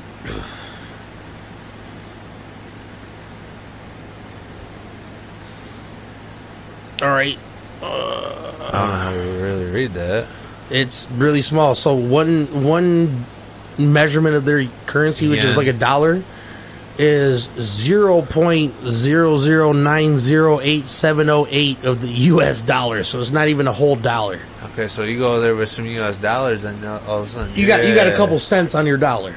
You got like 30, 40 cents. It adds cents. up when you're talking about millions, though. Mm-hmm. So that's what I'm saying. I kind of see why John Cena did it, but I don't agree with. Like you said, them guys explained it a lot. His reasons behind it made sense financially, but as an American, sold out America. Oh, dude, not even just sold out. It was just like he sold himself out. Basically, he might as well have dropped a video of him sucking the Chinese fucking Communist Party's president's dick, just banging his fucking Chinese nose against devil. his pelvis. A Chinese devil, fuck it. You're right. Dude, he white monkeyed the shit out of that shit. Just like that dude was saying, yeah, white monkey. A white monkey doesn't have to be a white person. Color. Yeah, it has nothing to do with color. In China, they call a white monkey a person that basically will do whatever dollar. Like there was an event where Americans dressed as farm animals and let Chinese people feed them. That was horrible to watch. That's basically John Cena's like, slap your dick on my tongue. Yeah, basically. Yeah. Come in my mouth. Come in my mouth. Come up and slap my tits. Right. Like, dude, fuck you, John Cena. Bro, I really hope you see this. Don't come to Detroit, because I'm sure more people are going to fucking see what I saw, and you're not invited. You're not invited. If you show up here, John Cena, you're your fucked. fucking horse face, you motherfucker. You stupid, ugly fucking fuck. Fuck John Cena. I'll spear you, nigga. Go get the Necronomicon. I'm just kidding. I'll go get it, dog. We about to put a fucking dog, I don't like this this bitch. motherfucker. I'll go get it. And The Rock is just a big muscle dumbhead. He's just a stupid fuck. I liked him in that one movie with Kevin Hart where he was like there the was spy. A time, I just said this like 2 years ago. It was such a good movie, and now I hate him now. And look, just 2 years ago, I just said these words. I said, can The Rock do wrong in a movie? Yeah, I didn't like Jumanji. Now when you know that I guess he was kind of stupid in Jumanji, but just before that he did the one where his family is trapped in that fucking really tall skyscraper building, and he goes in there and rescues them and shit. That was a dope ass movie in the theaters. I smell a title fight. Hey, look, I'll give him a run for his money, bro. I'm gonna straight off the bat, he's gonna take a swing, and I'm gonna go right in his dick. When he hits the ground, I'm just gonna step on his dick. So as soon as 20 minutes straight. As soon as Cthulhu the Caverns ends, me and Dirrty be a training. Right, we're about to, and I literally got the kickback in the dog. The new property. We'll be able to find a tree we can hang the bag from. Oh, nice. There's like 1,000 trees. You gotta get a speed bag, bro. When Cthulhu Caverns moves, it's about to be a fucking. It's gonna be fun. The new caverns. But hey, we're gonna fuck off. This is the longest Cthulhu Caverns we've ever had. We're gonna fuck off finally. Yeah, this is 3 hours of Cthulhu. Wait, nope. There was one more thing. Whoever's in here, the 4 viewers, whoever's been hanging in here, we love y'all for sure. Mad love, bro. Y'all the shit. Whoever came through, we love y'all for sure. Y'all be safe. We'll see you again in another day. Hashtag everybody. Hashtag Dirty B.